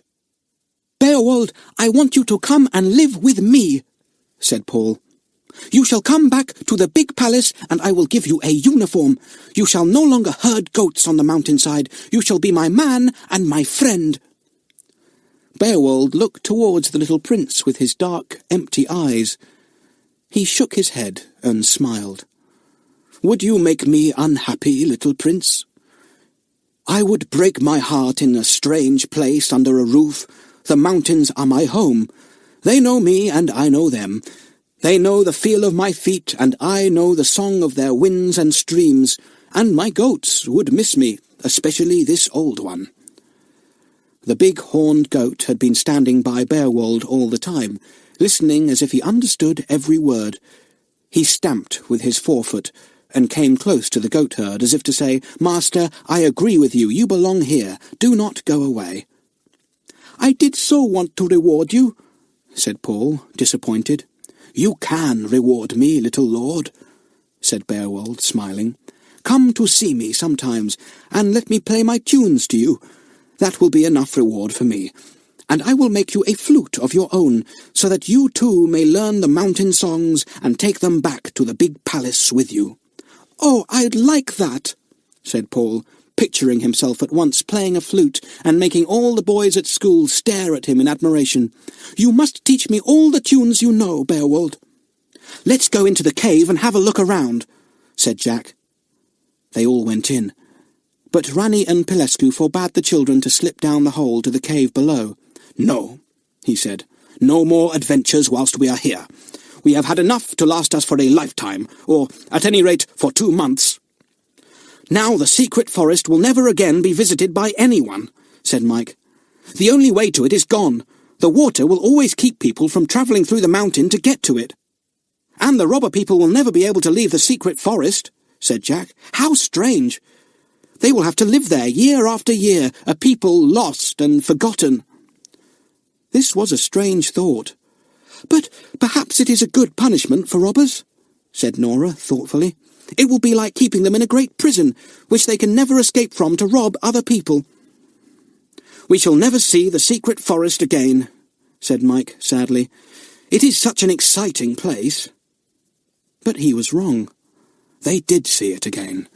For when, towards the end of a lovely holiday, their mother and father flew over in the White Swallow to fetch the children, Rani took the whole company, Captain and Mrs. Arnold as well, in the blue and silver aeroplane, right over the Killimoon mountains and over the secret forest. "There it is, Daddy!" cried Mike. "Look! You can see where the river flows out of the mountain. Go down lower, Rani. Look, there's where it goes into the secret forest, and where it comes out again, after doubling back on itself. Oh, and there's where it disappears into a chasm, falling right down into the heart of the earth." The aeroplane was now so low that it almost seemed as if it was skimming the tops of the trees. The robbers heard the great noise, and some of them ran out from the forest in wonder. "There's one of the robbers, and another, shouted Paul. "Goodbye, robber people. You'll have to live in the secret forest forever and ever and ever." The aeroplane swept upwards and left the secret forest behind. Over Killimoon it went, and the children heaved a sigh. "It's been the loveliest holiday we've ever had," said Nora. "I wonder what adventures we'll have next time." "You've had quite enough," said Rani. "But they are sure to have plenty more. They are that kind of children."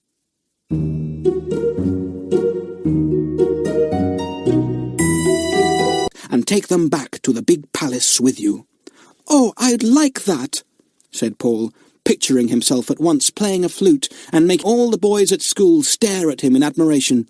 "You must teach me all the tunes you know, Beowulf." "Let's go into the cave and have a look around," said Jack.